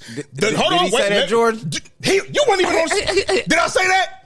Go ahead. Jordan, did he say it or not? Thank you, nigga. I said, and look, this is what I told him. No, let me finish. Hold on. How you gonna say hold on? You cut me off, nigga. All I said, I will mute your ass right now. You won't be saying shit. I'm just saying what I said. No, let me finish. I said I don't recall him saying it. That's all I said. Listen, he don't recall nothing. He don't recall shit. Bro, I don't know. He don't recall shit. Stop that shit, bro. You don't even smoke weed no more, nigga. You won't remember nothing. Anyway, he don't remember one thing now. He don't remember nothing at all. Stop that shit. No, bro. It's multiple things you talk about. You don't fucking recall. But let me finish what I was saying, nigga. So, as I said, let me see how we look coming in after the first few weeks of the season. I said if we go out there and beat the Green Bay Packers and they bring it, we know how they looked last year. They ended the season 9-1. Am I right? Or was it 8-2? Whatever the case may be. They was playing well. They coming back with the same team, same coordinators. Nothing's new. They know everybody. So if we go out there and beat them still, nigga, that looks better on us than it does them. Everything is new for us. The playbook is gone. It's gone. It's new, nigga. Nick Sirianni shit is out of the window. Cool, so you can sit up here. So I tell you what, if y'all go ahead and lose to the Jets, my nigga, you go ahead and lose to the Jets, and you got your same niggas coming back, the same coordinator, the same everything, that can fry your ass then. That'll be worse because our shit is new. Y'all shit the same. So I can get you too. Y'all got the same players, bro. Listen, when does that matter when you so now we about to talk football. Now that's what we about to do. You a football player as well. So now I already know what's gonna happen, bro. If y'all lose that game to Green Bay, that's going to be your excuse that y'all had new plays and that they was not ready to put in. You see that's that? What's gonna happen. You see that? He wants to label it as excuses when I'm giving you definite facts in the sport. Bro, y'all had all season to put this shit in and run it, bro. It's no excuse. If you're gonna let me talk, or I can hit this motherfucking button and you won't hear shit. So now, as I said, in all sports, and I wish we had an NFL player on here right now, nigga, because you sitting here acting like as if you have new offense, whether the same players or not. It's a whole new scheme. It's a whole new everything. How you know they gonna know what they supposed to be doing? The whole playbook, my nigga. You feel me? Because that's what the offseason is for. Okay, so you telling me an NFL team gonna learn that whole playbook, and obviously they might not be using every single play in that thick ass playbook. We know that they might not. You know what I mean? But even still, you don't know how he gonna be calling these plays. You don't know, bro. You don't. That's how it works. So that's not how. So let me ask you a question, and I'm gonna go after this. That's not how it goes. So if the San Francisco 49ers had a new offensive coordinator and Kyle Shanahan wasn't calling the play, you see how he looked when Shane Steichen left. What if he out there doing what Brian Johnson was doing? So that don't matter then, right? The nigga he called 7-8 screens a game. Y'all should still be able to get it done, bro. That's what I'm saying, bro. Look at the squad y'all have, bro. Listen, the squad doesn't matter if the play calling bro. You was telling me. Okay. Wait a minute. Okay, look. You was telling me about I'm about to go because you was telling me about the play calling in Cincinnati, but now it's something different for me. I mean, in San Francisco, but it's different. It's an excuse for me. You blamed it on Kyle Shanahan. No, I did not. I said he coached a good game. You blamed it on Kyle Shanahan, saying nigga, he's in the hot seat. How many times is he gonna do this before? Listen, why would I blame? I'm not the one. I'm not. I said he called a good game, it's not my bro. team that lost. So why would I be blaming Kyle Shanahan? Because we had this talk on the show, bro, about him being on the hot seat or not. You was all down his throat about not getting it done. And so is it coming down to him not calling the right shit? Yeah. And I said, bro, he called. Nigga, I said he called a good game, nigga. I said, nigga, the last play, the last drive, nigga, came down, nigga, to a motherfucking two offensive linemen, nigga, fucking up. That's what it came down to. That was the right play call. I can't wait for the season to start. I can't either, bro. I can't wait. Because we go ahead and beat the Jets. What are you going to say? Good game. Good game. We go ahead and beat the motherfucking the Packers. What you going to say? Good game. Oh, okay. But you're going to shit on us if we lose. You should be saying great game with a new everything, my nigga. I ain't going to fry you as much as if y'all go out there and get your ass beat, I'm frying you. So let me ask you a question. So do you deserve to be getting fried, being that y'all had so let me ask you, all these great teams that y'all had, you said we had the players, right? Look at all these, y'all been in NFC Championship game for the past 4 or 5 years. Couple Super Bowl period, ain't got it done. So should I be frying you? Should I be frying you now? We lost to a GOAT quarterback and a great team. Listen. With Andy Reid. Listen, bro, I don't give a fuck. I've stopped bringing up we lost to this, but I don't know. Y'all had everything. Y'all had way more than them. Way more. So should I be frying you too?